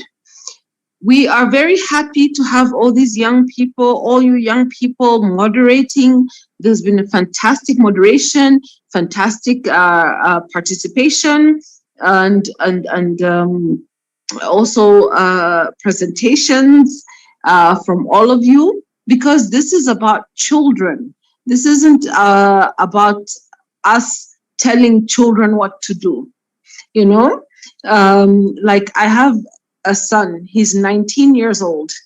Now, if I try to tell my 19-year-old son what to do, he looks at me and he's like, Mom, okay, I understand, but you're like basically 100 years old. So you don't even understand me. So I'm like, okay, yeah, in your eyes, I'm like 100 years old, no problem. So what I'm trying to say is we need to listen to what our children are saying. As our acting director, Madam Angela said, children are young, but they have the big minds. They have the biggest minds, and they have the biggest perspectives, more than we know. My children are smarter than me. I won't even lie. My children are much smarter than me. They're growing up in a generation of information, technology, and they understand things more than I understood things when I was, like my son, when I was 100 years old, 100 years ago. So they have access to technology. So they understand things, they research, they know, they hear from their peers. Now, what we want is not for them to hear negative things about themselves. We as parents have to build our children up. We have to build our children up as knowing the world they're in. There's so much out there. There's TikTok, there's Instagram, there's Facebook, there's all kinds of platforms where they can get lost in. But what I want to say is, it is important that as parents, I'm a parent, it's important as parents that, we encourage our children to be, to voice themselves in a positive way and to help each other in a positive way. Like what Narendra was talking about, it's about having role models and who can you turn to. In schools, we have friends, we have peers, but some of the things that we are hearing are negative. It can be about drugs, it can be about sexual things, it can be about all kinds of things. But we have to, it's important for the families to be involved, and understand that our children need us as parents. We may not fully understand what they're going through, but we have to try to understand. We have to try to understand that our kids are growing in a different generation than we grew up in, and they have access to technology that we didn't have access to. This is me as a parent. And we have to evolve. We have to evolve with them. And there's nothing, if your child is confused about something or not sure about something because they're hearing from their friends, from their peers, don't be embarrassed to talk to your children about everything. Let them, of course, it's always age appropriate. You have to be age appropriate when you're talking to a child of a certain age, but don't hide things. Don't hide things and say, oh, this is only for adults. No, in this day and age, if you don't talk to them, they'll go to the internet, they'll go to their friends, and they'll be learning all the wrong things. And then you'll be like, but where did I go wrong? Where you went wrong is that you didn't speak to your child. You did not speak to your child. I started speaking to my son when he was 10 years old, 11 years old, about different things in life. He would ask me questions about even, I'll be very honest, about sexual reproductive things at the age of 10, 11, because he would hear it from his friends. I had to talk to him honestly and tell him, at your age, this is not something you should be thinking about. You should be thinking about, living your life, getting your education, and moving forward and having a career. You get to those things when you're much older, when you're ready when you're mature enough to either be married or mature enough to deal with those things. Those things are not something you want to get into. And this is because I didn't want a situation of teen pregnancies or anything like that. You have to talk to your children openly. If you don't, someone else will, and they'll give them the wrong information. So all I'm saying is this: we on the next steps concerning this platform, I'm so happy about all you young people moderating, being part of this, participating, talking, and sharing your ideas. Please, this is not the end. We shall take this forward. We shall continue to engage with you, because we don't want a situation where a number of you say, okay, we know about AU. Oh, I know someone who works at AU, but what does AU do? What are they doing? What are they doing to help us? So this is the beginning. We shall continue this process, and we shall continue to engage with you. We shall continue to make sure that you're part of the process, that you are not forgotten. We cannot make decisions about you without you. How can we make decisions about children if we don't understand how children think? Like I told you about my 19-year-old son. Sometimes I don't understand what he thinks, but I have to ask him and he will tell me. And I'm like, okay, I'm so glad you've told me what you think. You know, he may see me, like I told you, like a 100-year-old woman because I'm his mother, but at least he's telling me what he thinks. So this is what I wanted to say from the side of the AU. We shall continue this. We shall continue to engage. We shall continue the WhatsApp group. We shall continue the webinars. We shall continue, God willing, we shall also have a physical meeting where we can discuss and you can meet each other face to face and, discuss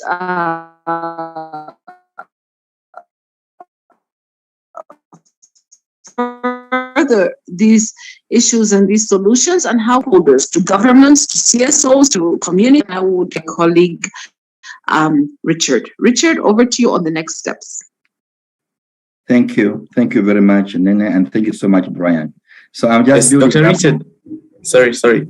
I saw a very important comment that I should mention just before Ms. Nena finishes and hands over to you, that even though we should talk, that parents should talk to their children, children should also talk to their parents. And then there's a very important question to the AU as well. Is there a whistleblower policy that protects those who speak out against their culture?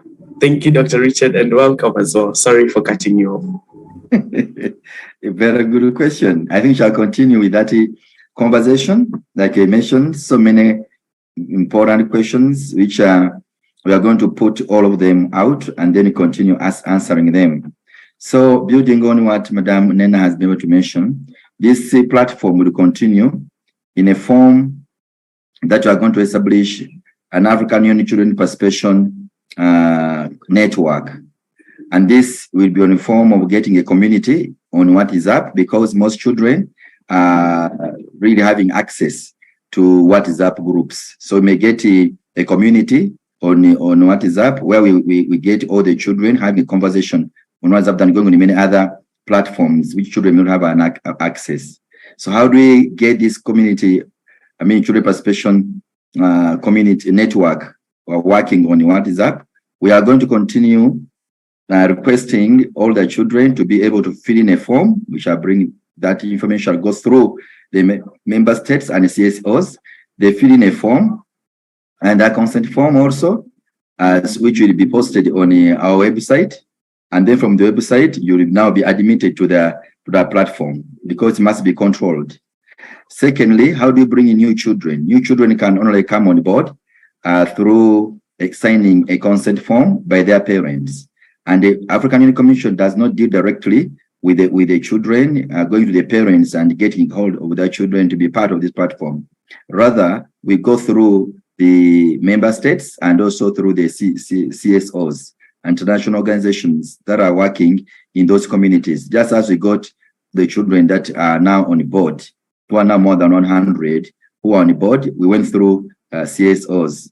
And then they're able to send the African Union Commission a consent form to be sure that the children are under 18 and their parents have consented for them to be part of this African Union Children Participation network. And thereafter, they are now admitted using a link which will be sent to you, and you'll be part of that platform, which is be continuous basis. And you who are already here, you are already admitted. You shall just have to switch into that African Union Children's Participation community or network, and then continue the conversation.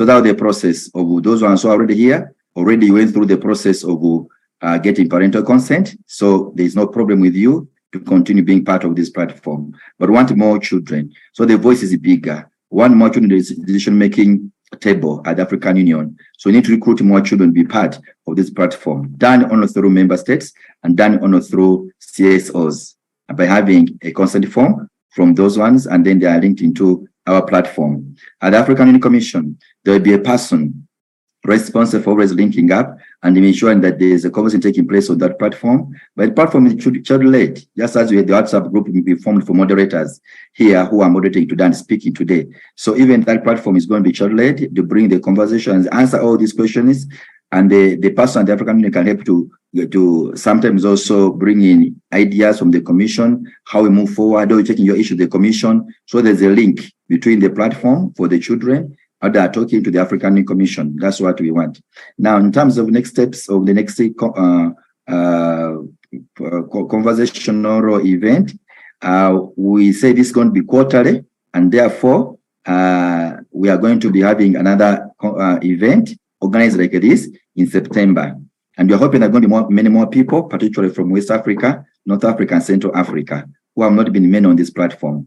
They'll be able to present their topics, their themes, and then also there'll be moderators, there'll be speakers. And that's when you are going to answer most of these questions you are talking about. So that is going to take place in September. We shall communicate the date on our platform and also announce through the CSOs, civil society organizations, and through the member states when that one is going to take place. And we are going to be great critical ambassadors in ensuring that you're informing other children about this platform so that as many as we can, to have some people who can speak like the moderators who led today, to have many more children in Africa who can be able to moderate and speak like the team which is here today, which has impressed us. That's how we can be the agents of the children. Most of us grew, like myself, we grew in the rural area. We not had the opportunity of engaging in such a manner that you people are engaging. And so how do we get the children in the community, rural communities, from the civil community-based organizations, from villages, to be part of this platform? So it's not only for the elites from town and from urban centers. So we want also rural children to have a voice at the African Union Commission level. And we shall be looking for the children out and encouraging those community-based organizations to bring children to register and be part of this platform. And so in the interest of time, I want to thank you so much, and also to announce, because I'm going to talk again, to remind us about the Day of the African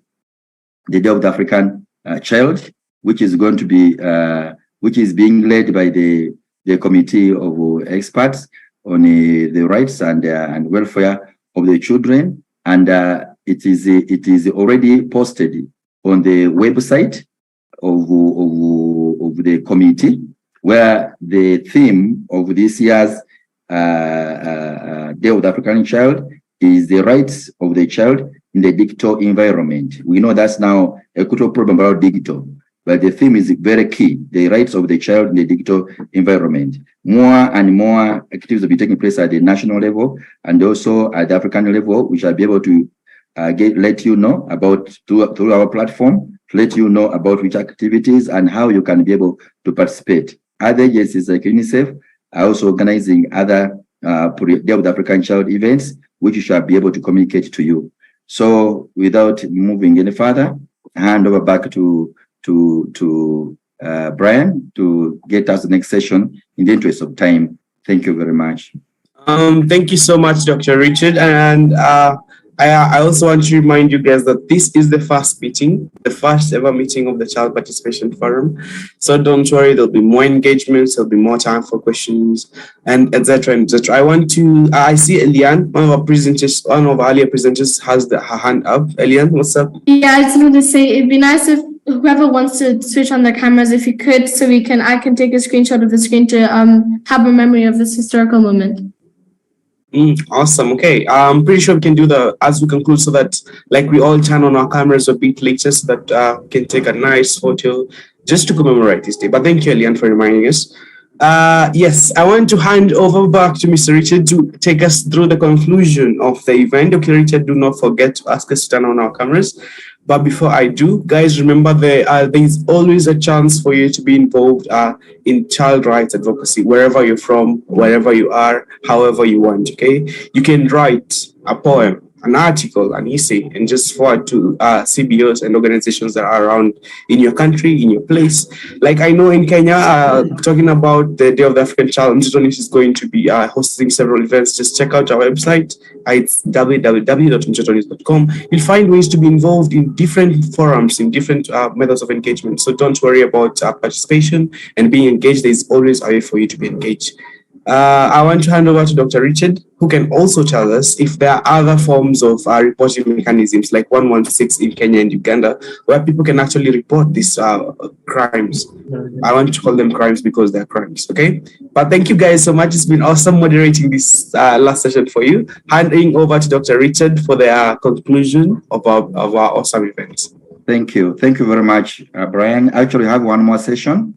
That's the closing remarks and the closing ceremony, which we are going to do now, where we are going to have the platform officially launched.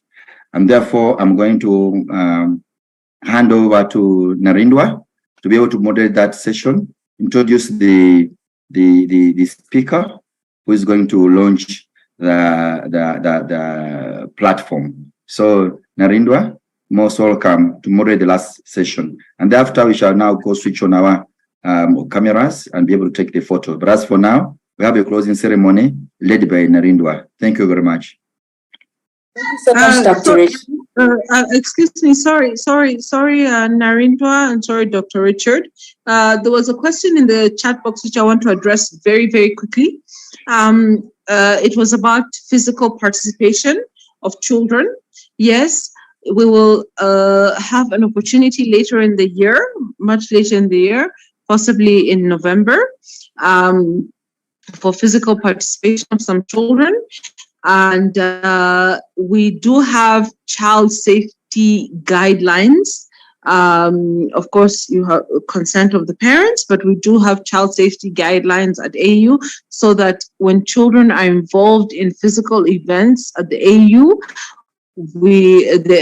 they are not put in a dangerous or unsafe situation. And they're fully, with the consent of their parents, they're fully, taken care of. So this is, I just wanted to say this, but we shall keep in touch on this.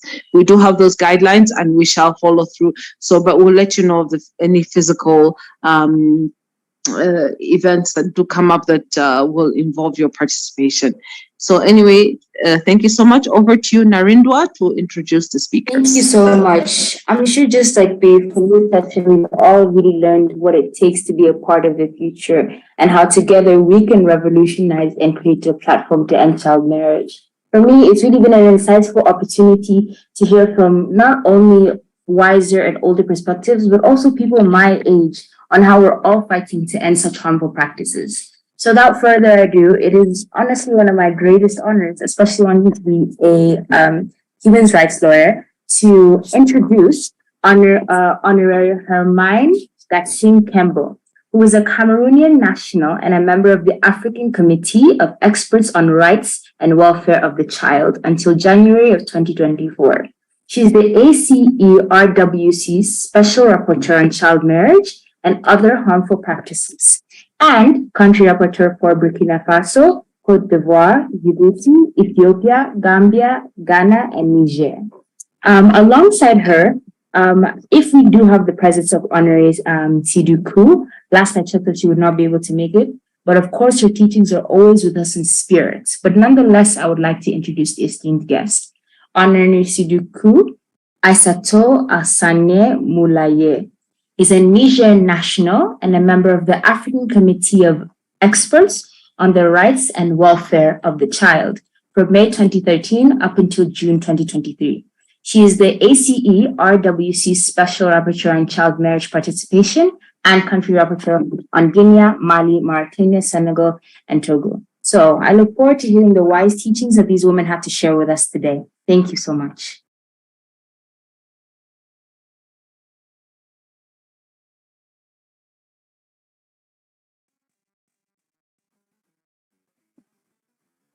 Yes, I'll just be requesting for Honorary Hermine Gatsing to take the floor, please, and enlighten us.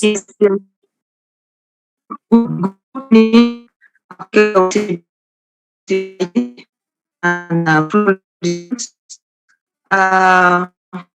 to thank social development support committee in it's just purpose of connection and apply to approach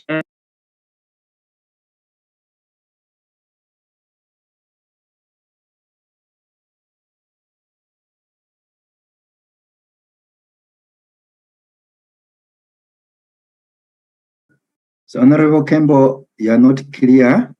I don't know if it's possible to choose to change your position.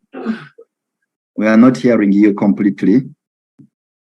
Is it possible to change some position so we can hear you? If you can hear us.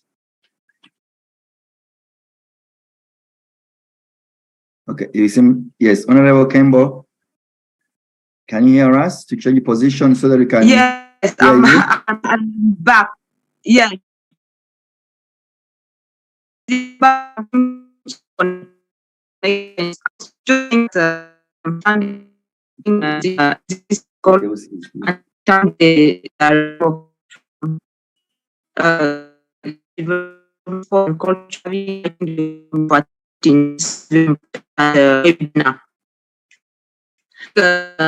have for participation in marriage and in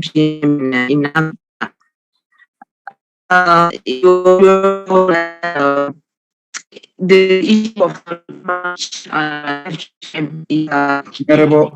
Honorable Kembo, the participants cannot hear you. We cannot hear completely. It's breaking. We can't hear a sentence. I'm not sure whether you can change venue around and then yes. try again. Yeah, there maybe it's better. Yes. Can you yes, try I from was. there? Yes, I'm sorry for the connection challenges. I was just trying to say that the issue of child marriage is a key issue of and female genital mutilation was key aspect of the work that the committee does, and the committee do work in a child right based approach, which is sustained which is underlined by the four key fundamental principles of child rights, which includes child participation. And in this regard, the committee has elaborated guideline on child participation, which gives orientation on measures to be taken to guarantee that children participate fully in the activities, not only of the committee, but activities that are carried out in state parties.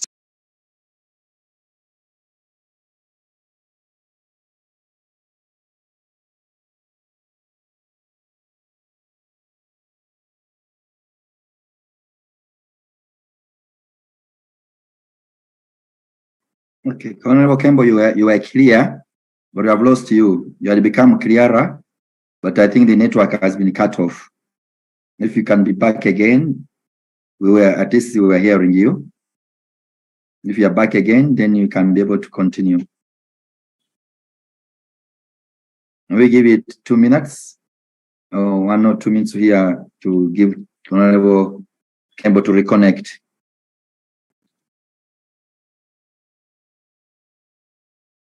Yes, Honorable Kembo, you can proceed. I can see you are back.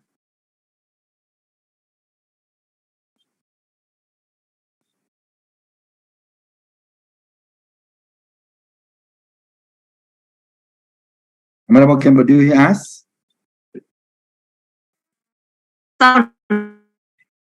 Okay, can proceed. Where you were was good. We were hearing you. Okay, thank you. That the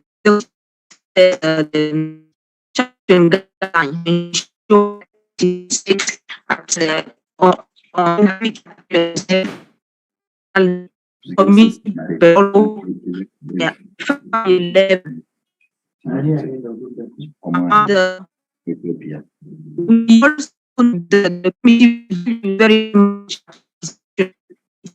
just activity in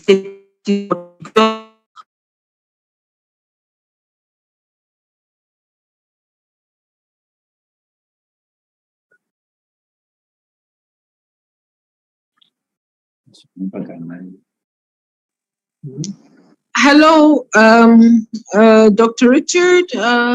We cannot, Honorable Campbell is not clear. It keeps breaking up, and I don't know about others, but for myself, I can barely hear what she's saying. Honorable Campbell, please. Are you hearing me now? Nena, are you hearing me? Yeah, talk now, from there. Now you're very clear. Now you're very clear. Please proceed.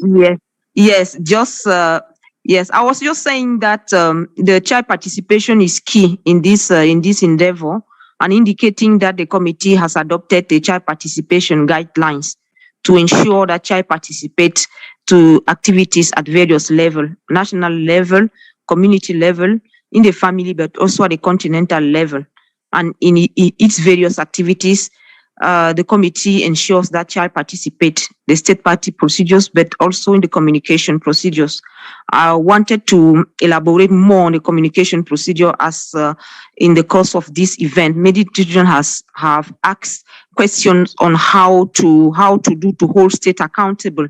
The communication procedure gives you the way to hold a state accountable. In fact, this is a complaint procedure, so you can drop a complaint to the committee, and while hearing the communication, you can also be heard within the proceedings in the committee.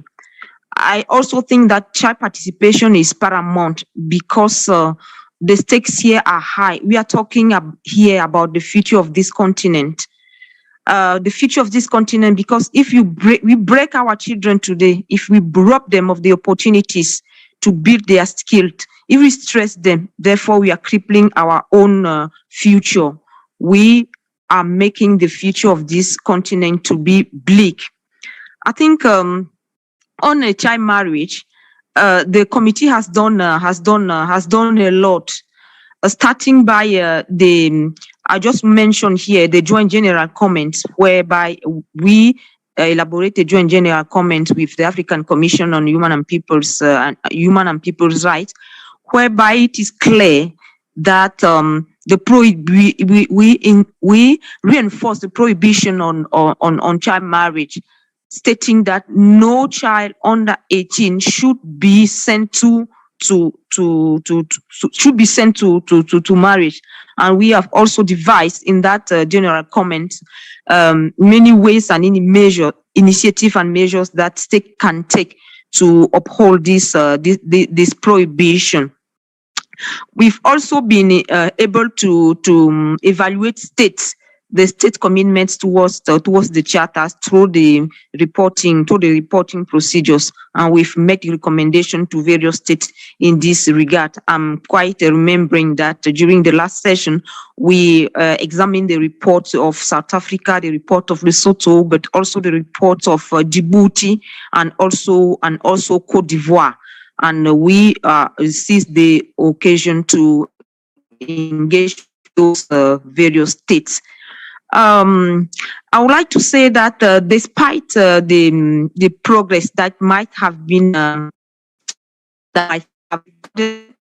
are still very obvious preoccupation, and one of these preoccupation is the normative, the lacuna in normative framework, with the non-harmonization of one of the speaker alluded to, of the customary law with statutory law, because we well know that this issue of child marriage is entrenched and embedded in our culture. We also have the approach, which in states they tend to have a more preventive approach than a protection approach.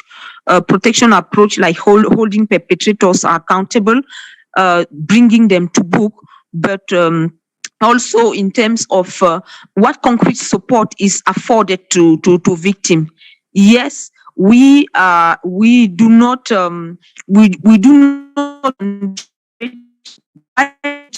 child is married, what are possibilities that we do to address the problem by seeing the girls is kicked out of that marriage. If the girl is kicked out of that marriage, we need to devise means to give actual support to the child.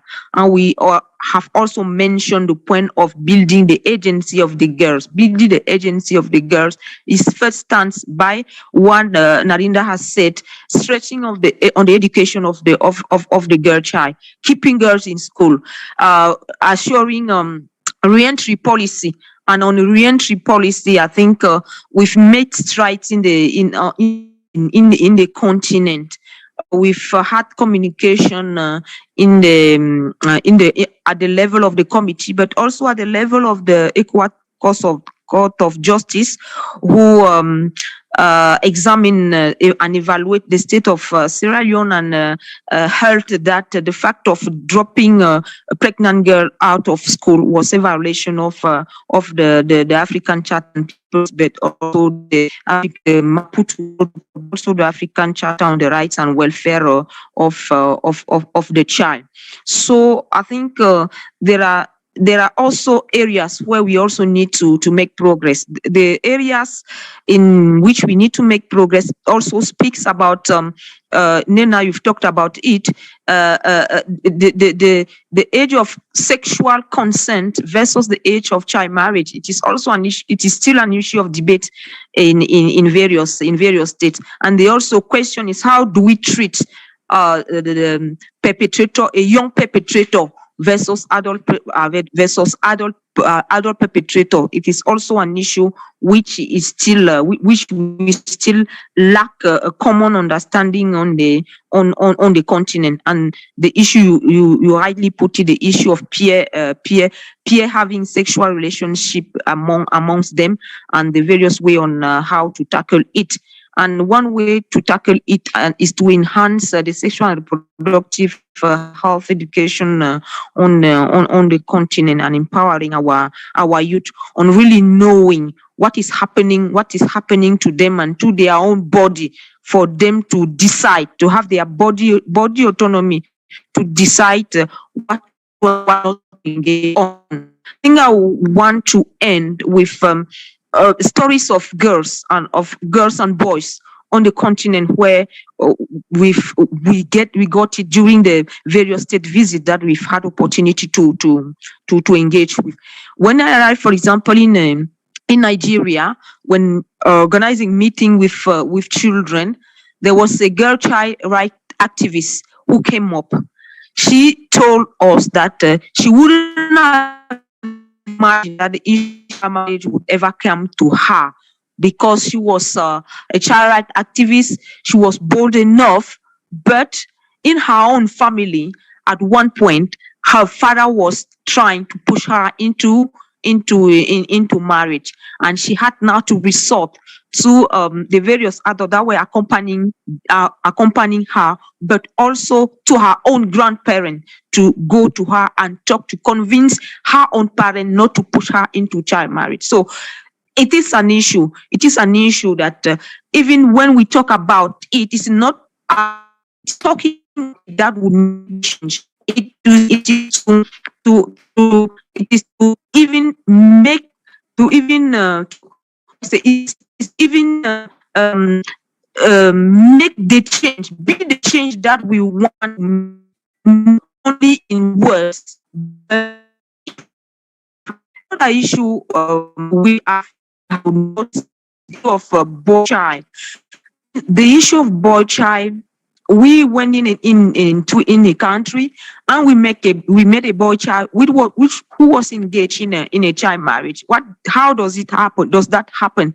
It happened because he had sexual intercourse with a girl, and the girl fell pregnant. When the girl fell pregnant, the parents just agreed. Okay, now you are adult, so you both go and marry. So You imagine a young man marrying another young. So that marriage didn't last long because in an essence, not the girl was not ripe for marriage. The boy was not ripe for marriage. So it's just by saying to our fellow youth that just having sexual relationship does not qualify you to be a married man or a married woman. Marriage entails more. The other issue is the issue of keeping girls in school. When we were in another country, who has make the education free up to the secondary level. A girl who had a child had gone back to school, but her problem was who to take care of the child while she is in school. So those are the different stories from our young African children that we have in the continent, and those African children, through their stories, they are posing us the concrete challenge they face in this endeavor of fighting child marriage. So I was very glad to hear from the various children. I hope this platform would give us a forum for them to be seen, to be heard, and to be engaged. I thank you very much, and I seize this occasion to excuse my fellow committee member, Honorable Sidiko Aisatu. She's bereaved. That's why she cannot join the activity. I thank you for your kind attention. Thank you. I would just like to say thank you so much, Honorary Armand Campbell. I think honestly, one thing I've taken very much from your wise words is how accountability matters, and how alongside we all have a responsibility to make sure that the correct procedures and the correct measures are being held in place so that people are being held accountable. I would also like to say alongside that, I do believe that just through you as a living example, most definitely, it's a reminder to young girls across the nation of the importance of representation, and having people like you in power just goes to show us again that the fight against these harmful practices is not over. So I would definitely like to say thank you on behalf of everyone attending this right now. We're very grateful to have your wise words. And also, I'm sure we all express our sincere condolences to the other honorary. Now, I would like to pass it over to Ms. Akram, part of the AUC Child Rights Committee member, for the closing remarks. Thank you all so much. I will now pass it over to her.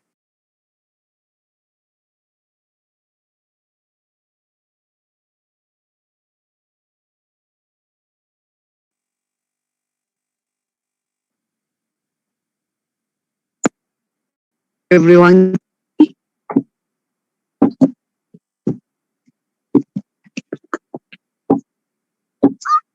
Hi. Hello, everyone. Can you listen to me well?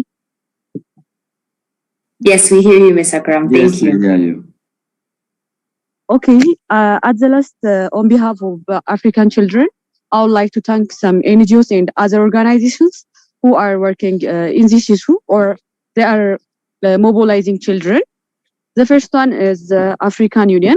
The second one is Spotlight Initiatives, Child Fund, Plan International, UNICEF, USAID, World Vision, and Salem. We have respect and much thank for African Committee of Experts on the Right and Welfare of Children. We also would like to thank the moderators who moderate or guiding us from the start to the end. The first one is Dr. Richard Wambi, Margaret, Josephine, Fodai, David, Karen, Kayanit, Brain, also Nardinwa. Also, I would like to thank the presenters, Eliana, Hasentu, Nardua, Shakina, Susi, Desire, and Edna, Vasti, Kuzula, Angela, Dr. Laila, Ruth, Shege, and Unalido. And I want to say sorry if I just mispronounce your names. And at the last, I want also to remind you, there is a program which need children participation, which is in harmful traditional practices like female genital mutilation and early marriage on September. So you have to work on that. And at the last, I want to invite you one poem which says, "Why children marriage? I am still a delicate bird. Let me be firm first. I am still a delicate bird. Give me a little time to bloom. My age is still unripped. Give me a little time to study and know to lie. I am still in childhood sky. Let me be a star and shine. It's still my childhood. Give me a chance to know my life. Give me a chance to fulfill my dreams. I am a tender girl, but not awake. Give me a chance to prove myself." Thank you for listening to me. Love you all. I'm very happy to see you here.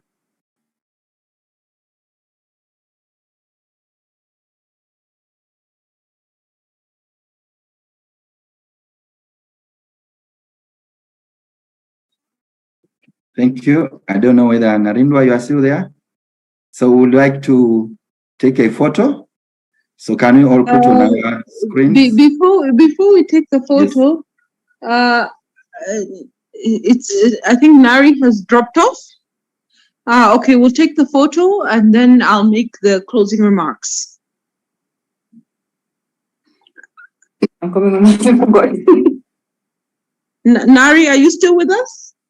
Oh yes, I'm still with this. Yes. Okay, so now please, we're going to take a photo, then I'll ask you to make closing remarks to end the session. Okay, perfect. Thank you so much.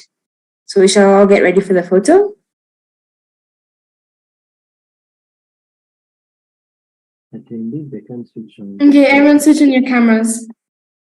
They cannot switch on their camera because attendees, unless I look all of them. And you have to allow all of them to talk. Smile. Wait, we need to allow people. Okay, everybody's ready for a photo. I think I'll do a countdown from 3 for everyone to say cheese to make sure we all get in the photo. Okay, ready? 1, 2, 3, cheese. Are we already ready? No. No, just hold on. I think we are not ready. Everyone is. Okay. We are putting, Brian is bringing more people on board so that we are all around. So everyone. Just a minute. We can change the gallery. And in case there's been some confusion, we have two Brian. This is Brian. This is another one. Okay, it's Brian from African Union Commission. Thank you. I'm unable to see the camera on. No. Okay, all the attendees, please can you switch on your cameras now? We've admitted all people to switch on their cameras. Bonjour. Allô, vous me recevez? Hello.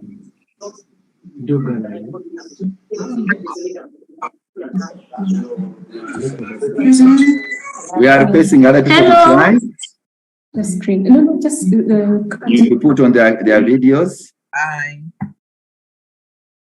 Finally. Je peux parler. Bonjour, sorry.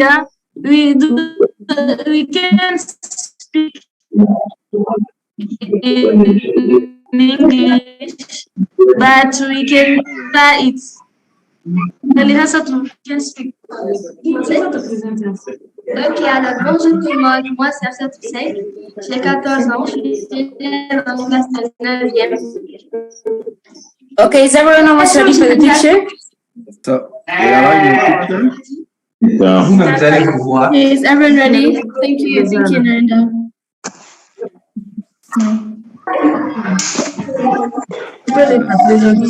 Okay, I think we'll get ready for the photo now. So everyone, could you make sure you have your cameras on? I'll do a countdown from 3, and if not, then we'll get a photo in the next session. Okay, ready? 1, 2, 3, cheese. Thank you. Okay, perfect. I think honestly, before I do my closing remarks, is there anything else, Ms. Nina or Nari, sorry, Nari. Sorry to interrupt before you get there. Okay. just to, I wanted to make the final closing remarks. So let me just start, and then you can finalize and close the session. I want to all of you who have participated, those who a small request. Yes. As you give the closing remarks, can we kindly have everyone switch on their cameras so that we can take photos in the background, or group photos? Okay, please, everyone. As many people as possible, and everyone has been. Okay, please, everyone switch. Yeah, they can switch on their cameras. So. Our translator can also do that, so we capture as many people as possible. Okay. Okay, so are we good to go, Brian?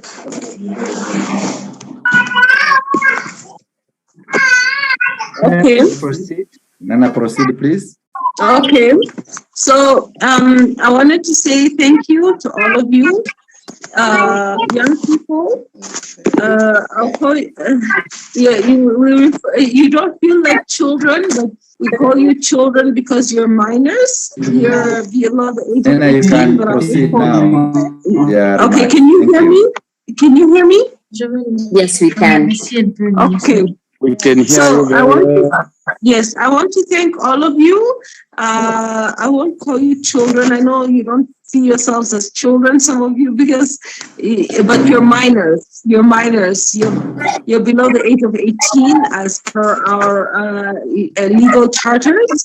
But young people, thank you to all you young people for being involved in Nana, we this can't event. hear you. Can you unmute yourself? Nana, we can't hear you. I'm unmuted. Can you hear me? Can you hear me now? Okay, just close. Yes, please. No, there's a lot of please colleagues mute there. There's a lot of noise. Please, there's a lot of noise in the background.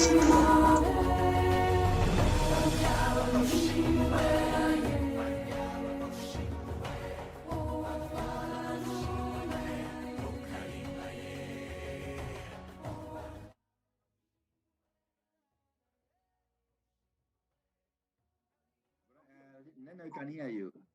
Yeah, okay. I wanted to say thank you to all of you young people. We refer to you as children. I know you're not children.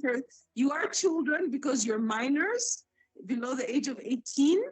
But I want to thank all of you young people for being involved in our first child participation event at the AU. And this will continue. This is just the beginning of many engagements that we shall have that Richard talked about. And also we shall have something physical later on in the year. And I want to just congratulate all the moderators, all the presenters, all the speakers for doing such a fantastic job. Like I said, children, you can't underestimate children. My children are much smarter than I am. And I respect their opinions, what they say, and we as parents respect our children. They know much more than we do, and they're not just children who should just be kept quiet. Speak your mind. Speak your mind. If you have the opportunity, speak your mind. Say what you need to say. You know, don't hide. Never hide yourself. This is what I teach my children. Never hide who you are. You're a person. That's why you were born. That's why God brought you into this world, because you're a person. No matter how small you are or how young you are, you're a person. You have something to say, something to contribute. So I wanted to say thank you to all of you, and also thank you to our acting director, Madam Angela Martins, for being a part of this. Thank you to all my colleagues, Dr. Richard, he's the focal person for this child participation event. He did all the hard work. Thank you, Dr. Richard, and thank you, Sandra, for supporting him. Thank you, Brian, for also being supporting the team, and the rest of and everyone else who supported on our team. Thank you, thank you, thank you. This is just the beginning. We are not finished. We shall continue to engage you. We shall keep the WhatsApp group going and open.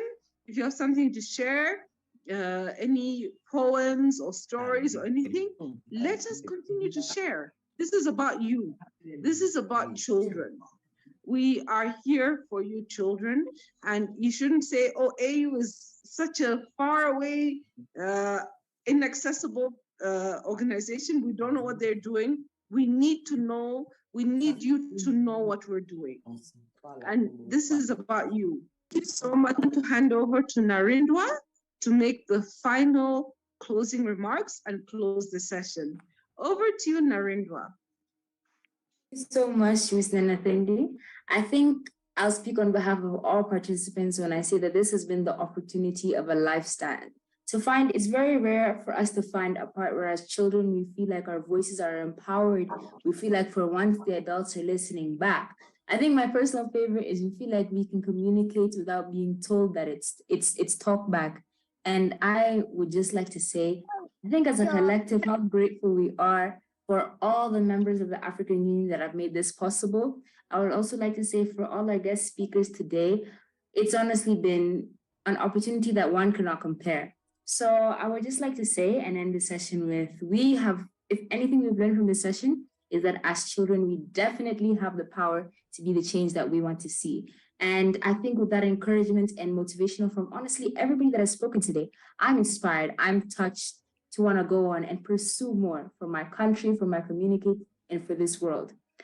So everybody have a great rest of their day. Also, for those of you in school, good luck with your exams and everything going on. So thank you so much, guys. I bid you farewell. Thank you. Thank you, Narendra, and thank you, everyone. So, like we said, have a good day, good evening, and goodbye.